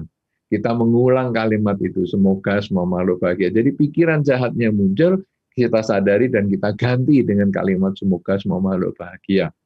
Dan semakin sering kita mengulang kalimat semoga semua makhluk bahagia, lama-lama pikiran jahatnya itu pun akan frekuensinya untuk muncul menjadi semakin kecil. Sampai akhirnya satu ketika terbiasa kita mengulang kalimat semoga semua makhluk bahagia, ketika ditanya orang, kamu kadang masih berpikir jahat enggak ya? Kapan ya? Rasanya saya sudah lupa itu untuk berpikir jahat. Nah, itu. Karena kita sudah mengganti pikiran-pikiran yang buruk itu menjadi pikiran yang baik. Jangan pernah menyesal dengan yang dulu, tapi jadikan yang dulu sebagai pelajaran untuk tidak diulang di masa yang sekarang. Silakan, Romo. Ya, luar biasa, Bante. Baik, selanjutnya kesempatan untuk bertanya kepada ini namanya S. Yuda, Pak S. Yuda ya, tapi gambarnya itu gambar ngeri banget ini Bante wajahnya. Oh ya, saudara. Loh, ini nggak ganti gambar ya? Kok rasanya masih sama? Ya tadi gambarnya beda. Sudah ganteng, sudah ganteng. Ya, sudah ganteng. Silakan Pak Yuda, coba sebut dari mana juga. Tolong di-unmute dulu Pak. Wah, buru semangat. Iya, tadi lupa ya. Tadi ngomong sama diri sendiri ya, Bante. Ya. Selamat malam, Bante, selamat malam, Romo. Ini ya, saya mau ada pertanyaan. Mungkin Pak Yuda dari mana dulu, Pak Yuda? Asalnya dari Jakarta saya. Oke, silakan. Ya. Tadi ini saya ada pertanyaan, mungkin arahnya sama dengan Bapak Totok tadi, dengan hubungan antara orang tua dan anak. Itu seringkali kita sebagai orang tua punya bermaksud untuk melindungi anak dari sesuatu yang jelek. Tapi seringkali saya juga berpikir, bukankah pengalaman hidup adalah guru yang paling baik untuk anak? Jadi kalau misalnya kita bisa berusaha sama menasehati anak, tapi kalau anaknya keras kepala, bilang saya tetap mau itu. Apalagi kalau anaknya sudah dewasa ya, sudah ininya. Itu apakah tidak baik dibiarkan saja, Bante, supaya pengalaman hidup mengajar dia, karena kalau kita orang tua bisa bilang 1000 kali itu panci panas, tapi kita nggak pernah pegang sendiri itu panci panas sampai tangan melepuh, anak tuh nggak akan belajar. Dan kita sebagai orang tua kita tidak akan hidup seumur hidup mendampingi anak. Jadi itu anak harus tahu bahwa panci itu panas kalau dibawa kompor. Bagaimana pendapat Bante gitu? Makasih Bante. Ya, ini memang ada sistem pendidikan yang seperti itu, karena tiap anak jenisnya memang beda-beda ya. Jangan semua anak dihajar pakai cara ini. Nanti main pisau bisa ngelukai nggak? Ini coba bunuh papa bisa nggak ini? Oh bisa, ternyata papanya sudah berangkat dah di alam lain. Nah, jadi ini tentu anak itu bermacam-macam Pak ya. Jadi begini, ada anak kalau berbuat salah itu sudah langsung mengaku. Itu ada tuh yang nomor 1. Jadi anak misalnya katakanlah memecahkan piring lah, itu sederhana saja, memecahkan piring. Anak langsung datang ke orang tua dan mengatakan, ayah, maaf ya ayah, tadi saya memecahkan piring. Ya sudah sana, enggak apa-apa. Nah, misalnya orang tuanya gitu, atau Karena ini jujur, biasanya orang tua memberikan penghargaan pada kejujurannya, jangan malah dimarahi. Piring mana yang dipecahkan? Wah, itu kan piring yang mahal sekali itu ya. Waduh, nanti anak akhirnya nanti itu didikan dari orang tua membuat anak yang dulunya terus terang menjadi takut berterus terang. Karena waktu terus terang dimaki oleh orang tua. Padahal kita harusnya menghargai, oh, kamu kok ya, mengakui ya. Yang mana nih? Aduh, sayang itu piring itu. Tapi kan kita lebih sayang sama anak. Jadi ya sudah, nanti lain kali jangan melakukan lagi. Paling hanya gitu. Jangan malah dimarahi karena kejujurannya. Karena kadang ini kan hukum sebab dan akibat. Kadang-kadang dulu anaknya baik, begitu mengaku malah jadi dimarahi, akhirnya dia enggak ngaku lagi. Itu bisa. Nomor satu itu. Dia melakukan kesalahan dan dia tahu diri. Yang kedua, dia melakukan kesalahan. Tapi kurang tahu diri. Jadi akhirnya orang tua lihat, ini siapa ya yang mecahkan piring? Siapa ya? Nah, baru tanya. Saya, ayah, saya. Oh, kan loh, dia sudah ngaku ya, kita harus juga kasih nasihat yang baik, jangan dimarahi hanya karena piring pecah, berarti kita nggak sayang sama anak, kita sayang sama piringnya itu. Tapi ya sudah, kamu nanti lain kali hati-hati. Gitu. Ada lagi anak yang jenis lain lagi. Kita lihat piring pecah di dapur, kemudian, siapa nih yang mecahkan piring? Siapa nih? Diam semua. Lalu kita hadapi anaknya di depan. Siapa nih? Siapa nih yang mecahkan piring? Siapa nih? Awas, kalau nanti nggak ngaku. Saya. Nah, itu baru ada. Ada yang sistem itu. Ada lagi yang sistem harus diteriaki dulu. Kamu kalau nggak ngaku saya hukum ini, tidak boleh misalnya fasilitasnya saya kurangi. Misalnya di Jakarta harus pakai AC. Saya matikan semua AC-nya di kamar. Sampai kamu ngaku minggu depan berarti 1 minggu kamarmu tidak pakai AC. Wah, tinggal di Jakarta nggak pakai AC, pas jendelanya ditutup semua. Wah, ini parah. Ayah, saya. Nah, itu ada hukuman. Ada juga sudah dihukum, sudah dimaki, sudah diem aja. Wah, bagian ini yang orang tua kadang-kadang, aduh, ya sudahlah, nanti biar alam yang mendidik. Itu kadang-kadang ya ada. Jadi, tidak semua cara itu menggunakan satu ini. Semua anak itu tidak dengan cara yang satu-satunya ini. Satu ini mungkin bisa pengalaman guru terbaik ya. Jadi, nah itu panci panas, nah, tolong jangan dipegang. Itu kalau untuk anak yang terakhir itu boleh. Ya sana kalau mau pegang silahkan. Nah nanti boleh. Tapi kalau anak yang pertama, kedua, ketiga tadi yang jenisnya itu dia baru dilihatin saja sudah ngaku, ya jangan digitukan. Kita sendiri apa juga mau pegang listrik untuk membuktikan kalau nyetrum. Kan kita juga nggak mau membuktikan listrik itu nyetrum, kan kita juga pakai test pen. Kenapa kok kita nggak pakai listrik sendiri aja, pakai kabel dipegang? Oh iya ya nyetrum ya, enak juga ya, seperti dipijiti ya. Kan ya nggak gitu, ini karena nanti ada risiko-risiko juga. Nah, ini sebetulnya kalau kamu terjun dari lantai 5 ini bisa kepalanya pecah loh, nak. Tapi kalau nggak pecah ya cobaan aja, Pak. Nah, ini kan Dharma ini kan pasiko. Kita juga belum lihat kalau jatuh dari lantai 5 ini kalau anak seumuran kamu pecah nggak ya kepalanya. Wah, kita jadi orang tua ya nggak tanggung jawab kalau caranya gitu. Ya, kita semua harus jaga dong. Jadi nggak semua itu dengan menggunakan cara yang sama. Ya, jadi cara Bapak itu ada betulnya untuk hal-hal tertentu karena tujuan orang tua adalah memang anak suatu ketika pasti harus mandiri.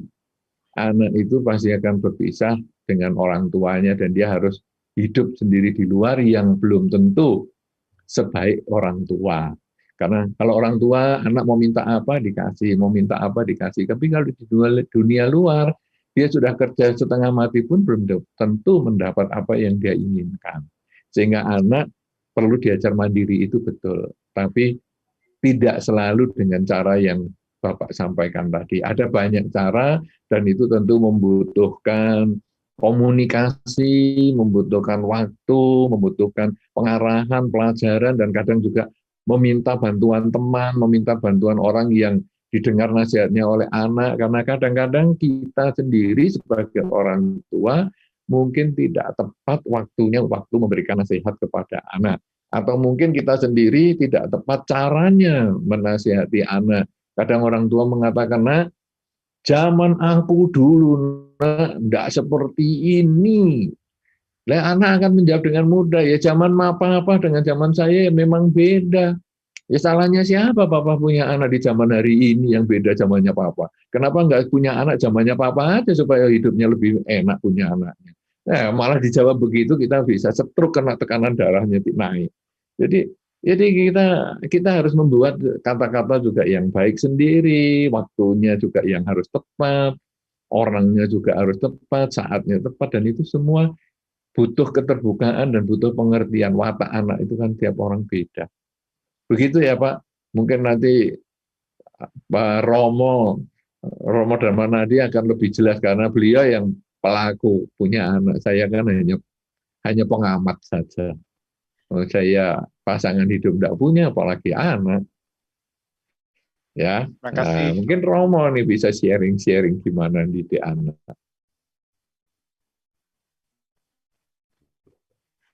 Baik. Nah, berikutnya ya pertanyaan, mumpung masih ada sedikit waktu, ya kepada Stefani Mersidianta. Tadi ada yang namanya pakai nama Galaxy A8, apa iya ya Stefani Mersidian? Ya, silakan Bu Stefani.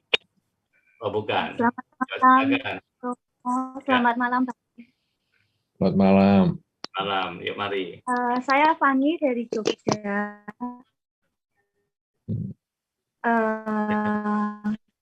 Mau nanya bagaimana cara kita agar mampu merespon secara positif atas suatu kejadian yang kita alami, yang mana kejadian itu tidak menyenangkan dan menyakitkan bagi kita. Gitu, Bante. Terima kasih. Iya, baik. Wah, dari Jogja banyak juga ya. Ya, inilah manfaatnya daring dalam jaringan ini. Kita bisa mengumpulkan dari banyak tempat. Sekarang kita merespon sesuatu yang tidak menyenangkan, memang tidak mudah, butuh latihan. Ya. Satu latihan yang paling sederhana adalah ketika Anda menghadapi sesuatu yang tidak menyenangkan, jangan terlalu bereaksi secara fisik. Ya, secara fisik itu gimana? Ngomong, ih, nggak menyenangkan ya orang itu. Nah, itu ngomong. Atau kemudian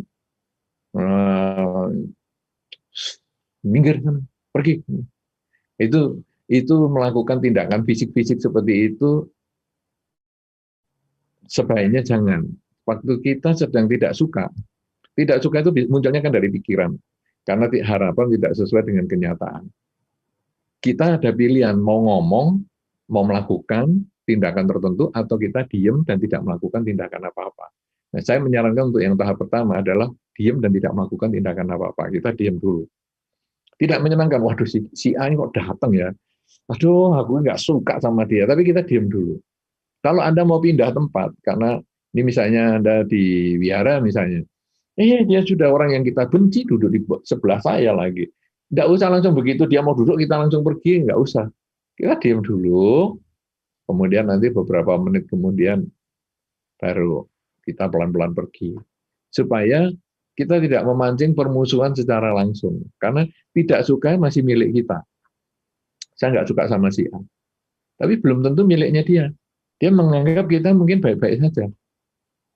Karena kalau dia menganggap kita musuh, dia nggak akan duduk di samping kita. Nah, jadi mungkin dia baik-baik, ya kita diam aja dulu. Tapi kalau kita sudah mengeluarkan kata-kata, ngapain kamu duduk di sini? Wah, ini sudah memancing permusuhan. Sebaiknya tidak dilakukan. Pergi sana. Terus pergi. Loh, dia bukan kucing. Jangan diusir-usir seperti itu. Jadi kita diam dulu.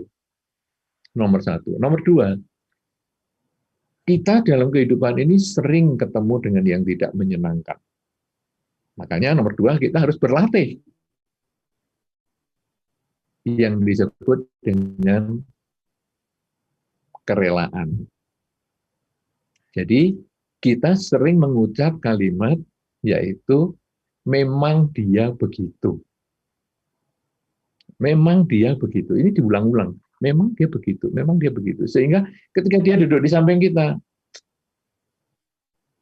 memang dia begitu. Aduh, memang. Itu sebetulnya kerelaan. Kita tidak bisa mengubah orang lain, tapi yang kita bisa ubahkan diri kita. Memang dia begitu. Daripada kita mau pergi kamu, itu mengubah dia. Tapi memang dia begitu. Itu kita mengubah diri kita sendiri. Nah, itu yang kedua. Jadi sering mengucapkan kalimat itu. Jadi kita sering ketemu, misalnya guru kita menjengkelkan, memang dia begitu. Kita ketemu tetangga yang menjengkelkan, memang dia begitu. Kita ketemu film yang tidak menyenangkan, memang dia begitu. Gitu aja. Itu lebih sederhana, ya, tapi lebih aktif daripada yang pertama tadi kan cuma diem. Yang kedua lebih aktif. Yang ketiga sebetulnya menyadari. Ini mengembangkan kesadaran. Kenapa saya nggak suka sama dia? Nah, kenapa saya nggak suka sama dia? Jawabannya adalah karena dia tidak memenuhi keinginan saya. Cinta dan benci itu problemnya di diri kita. Saya mencintai dia karena dia memenuhi harapan saya.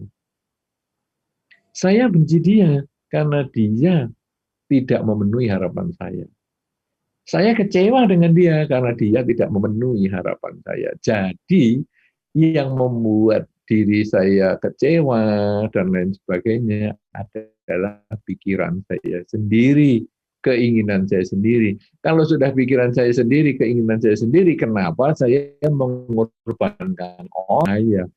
Mestinya saya yang harus mengatur keinginan saya sendiri untuk disesuaikan dengan kemampuannya dia.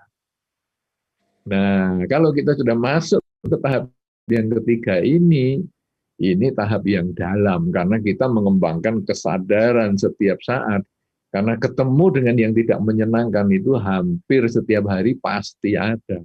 Tapi dengan diam itu sudah mengurangi masalah. Dengan mengatakan, yes, memang dia begitu, mengurangi banyak lagi masalah. Apalagi mengembangkan kesadaran setiap saat, tidak ada masalah.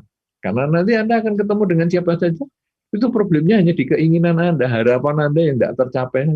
Dan begitu, oh lah ini kan keinginan saya sendiri. Sudahlah, saya tidak usah terlalu berharap sama dia. Selesai. Begitu, Saudari Stefani? Iya, Bante. Terima kasih, Bante. Semoga bermanfaat. Silakan, Romo. Pertanyaan dari Kerin. Bante, ini dari chat dari YouTube, ya. Nama budaya Bante, mohon izin bertanya, bagaimana cara berkomunikasi dengan orang yang sudah merugikan orang banyak agar dia mau mengakui kesalahannya, serta memiliki rasa malu akan perbuatannya yang tidak benar itu, Bante. Ya, monggo Bante. Oke, sekarang kalau kita memaksakan orang untuk mengakui dan merasa malu ini agak sulit ya, karena kita itu sebetulnya hanya berkuasa pada diri kita sendiri. Kita tidak bisa ngatur orang lain itu harus melakukan sesuatu. Kalaupun nanti kita ngomong, ayo sekarang minta maaf, kalau kita punya kekuasaan. Dia nanti yang minta maafnya itu hanya basa-basi. Ya, saya minta maaf atas kesalahan saya. Apalagi kalau kita ngomong, saya ulangi ya kata-kata saya ya. Saya nama.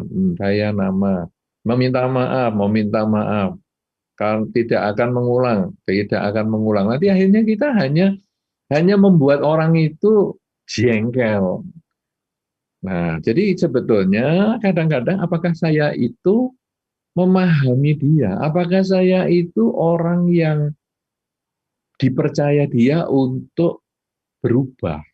Karena tiap orang itu punya pedoman ya dari orang lain. Jadi makanya tadi kalau misalnya ada ayah mengatakan anak saya kok nakal begini, kalau saya kasih tahu kok nggak mau. Kadang-kadang karena mungkin faktor ayah itu bagi si anak tidak terlalu dianggap atau tidak terlalu dianggap berperanan di dalam keluarga, sehingga setiap kali ngomong dia tidak terlalu diakui. Itu bisa kejadian seperti itu. Nah, kalau si ayah ini kemudian menekankan, ayo kamu harus minta maaf ya. Ini ayah ini adalah orang yang berjasa sama kamu harus mengakui kesalahan. Anak ini akan diam. Dan dia kalau keras, dia akan diam sungguhan. Tapi kalau dia sungkanan, ya sudah, saya minta maaf, maka maaf ya ayah. Tapi itu hanya omongan aja, tidak masuk di dalam hati. Yang penting sebetulnya di sini adalah pengertian. Jadi kita memberi pengertian. Kalau kita sudah memberi pengertian, seperti tadi yang ditanyakan, kok orangnya nggak minta maaf? Ada orang-orang tertentu, seumur hidup nggak pernah minta maaf. Dia merasa kalau saya minta maaf itu gengsi saya hancur. Jadi saya nggak minta maaf. Tetapi dia mengubah perilaku. Nah, di dalam kehidupan ini, kalau orang itu sudah mau berubah, itu adalah permintaan maaf yang jauh lebih penting daripada ngomong maaf, tapi nggak berubah kelakuannya.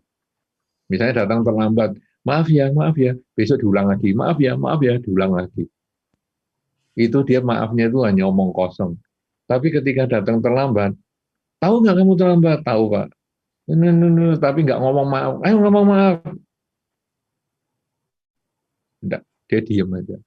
Tapi sejak itu dia tidak pernah terlambat. Berarti dia sebetulnya, walaupun tidak mengucapkan permintaan maaf, dia sudah memperbaiki kelakuannya. Dan itu yang lebih penting daripada sepotong kata permintaan maaf yang hanya untuk memuaskan keakuan kita sendiri. Sudah salah kan? Salah toh? Ya, minta maaf ayo. Betul, minta maaf begitu berarti kamu sudah tahu salahnya. Ini aku yang paling benar. Itu untuk apa? Untuk memberikan label puas diri kita itu untuk apa? Tidak ada pentingnya. Jadi kita yang penting adalah membuat dia berubah menjadi baik.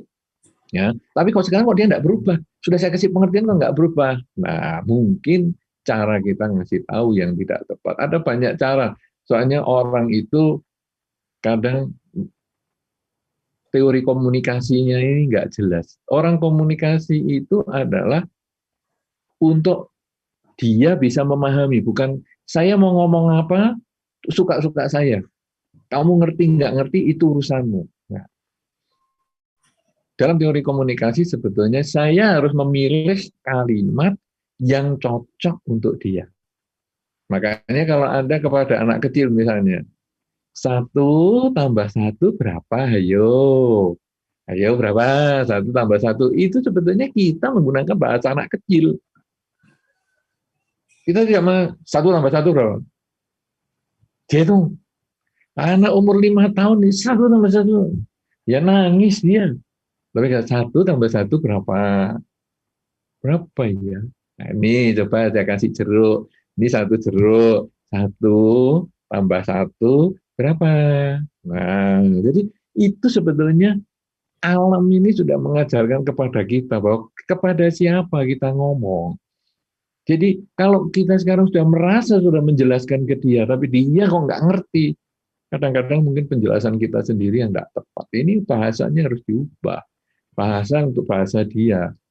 Ya, jangan bahasanya bahasa kita. Yang penting saya mau ngomong, kamu ngerti nggak. Nah, kadang kita nggak bisa memberikan penjelasan kepada dia. Ada beberapa orang itu pinter untuk dipakai sendiri.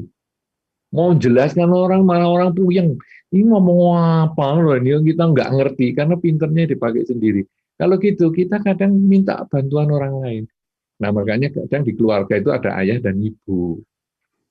Jadi, kalau yang ibu jelaskan nggak ngerti, kadang lewat ayah. Kadang ayah yang jelaskan nggak ngerti lewat ibu. Ayah dan ibu nggak ngerti, ya mungkin lewat kakek dan nenek. Kadang ya lewat kakak dan adik dan sebagainya. Sampai dia ngerti. Ya, jadi jangan putus asa. Saya sudah ngasih tahu kok dia nggak ngerti. Saya sudah ngasih tahu kok dia masih nggak minta maaf. Kalau dia sudah tidak mengulang tapi tidak minta maaf, nggak apa-apa. Tapi kalau dia masih melakukan, berarti dia belum mengerti, dan kita bisa pakai cara yang lain atau meminta orang lain untuk menjelaskan. Begitu. Silahkan Romo, ayo. Kita mau sampai jam berapa, Romo? Pertanyaan Sherin tadi merupakan pertanyaan terakhir, Bante. Berhubung waktu kita juga sudah habis, ya. Ya, cukup dari jam 19 tadi kita mulai sampai jam 21 cukup ya, 2 jam ya kita berbincang-bincang. Nah, bagi Ibu Bapak, teman-teman sekalian yang masih mau mendengarkan apa yang disampaikan oleh Bante Utamo, bisa kita unduh juga, bisa kita lihat di YouTube ya. Di situ sangat banyak sekali. Kita banyak bisa belajar dari Bante Utamo. Nah, baik, saya akan memberikan sebuah kesimpulan closing statement. Ya, tadi saya sangat senang sekali Bante memulai dari seorang individu, dari keluarga Bante, ya, mengajak kita sebagai seorang anak anggota dari keluarga untuk menjaga martabat, menjaga nama baik keluarga kita. Apa itu hiri otapa itu dari sana, karena hiri otapa itu akan memberikan ya penilaian orang kepada kita. Apa yang kita lakukan yang baik memberikan kebahagiaan, rasa bangga keluarga bagi kita. Ya, kalau kita melakukan hal-hal buruk tentu akan merugikan keluarga kita. Dan kemudian Bante mengajak kita lagi, ya, sebagai seorang umat, sebagai seorang upasaka-upasika, seorang murid dari ya apa yang kita yakini Guru Agung Sang Buddha Gautama, ya. Kalau kita berbuat baik, maka akan memberikan kebahagiaan bagi kita, keuntungan bagi kita, ya, termasuk agama kita, institusi kita semuanya. Dan apa yang bisa saya catat di sini setelah dari dua contoh itu adalah hiri itu adalah seorang yang bercermin kepada kehormatan dirinya, kelahirannya, orang tuanya, gurunya, kedudukannya, sosialnya, agamanya, atau masyarakat di mana dia berada. Ya, itu saya coba rangkum. Lalu kemudian dari otapa, yaitu seorang takut pada akibat buruk yang dilakukannya. Ya, takut disalahkan orang-orang, takut pada hukum karma, dan juga takut menerima akibatnya pada kehidupan saat ini maupun kehidupan yang akan datang. Jadi memberikan efek yang sangat luar biasa sekali. Dan kemudian Bante mengajak kita, cobalah yang langkah berikutnya adalah kita bertekad untuk betul-betul belajar mengenal mana yang baik, mana yang tidak baik. Ketika kita bisa belajar mana yang baik, mana yang tidak baik, kita akan mengulangi hal yang baik terus-menerus dan mengurangi hal yang tidak baik. Ya. Dan yang kemudian kita menyadari bahwa diri kita itu belum mencapai kesucian, belum sempurna. Oleh karena itu jatuh bangun dalam praktek. Ya, mempraktekkan hiri otapa, kebaikan itu ya sesuatu yang wajar. Ya, mari kita, kalau seandainya kita belum, kita kembali, kita ulangi lagi, kita perbanyak lagi, ya, kita kurangi perbuatan-perbuatan yang tidak baik, ya, dan kemudian kita terus memperbanyak. Dan yang terakhir adalah Bante mengajak kita untuk membangun hiri otapa di dalam diri kita, sehingga hiri otapa dhamma itu tidak jauh dari diri kita, ya. Dalam kehidupan sehari-hari sampai hari ini, mulai hari besok, mungkin setelah kita mendengar, mari kita bertekad betul-betul kita menjalankan hiri dan otapa. Baru ada ya makna asal hamaha puja ini memberikan kesan yang luar biasa bagi kehidupan kita. Ya, saya rasa ya ini kesimpulan yang bisa saya sampaikan sebagai closing statement dalam acara ini.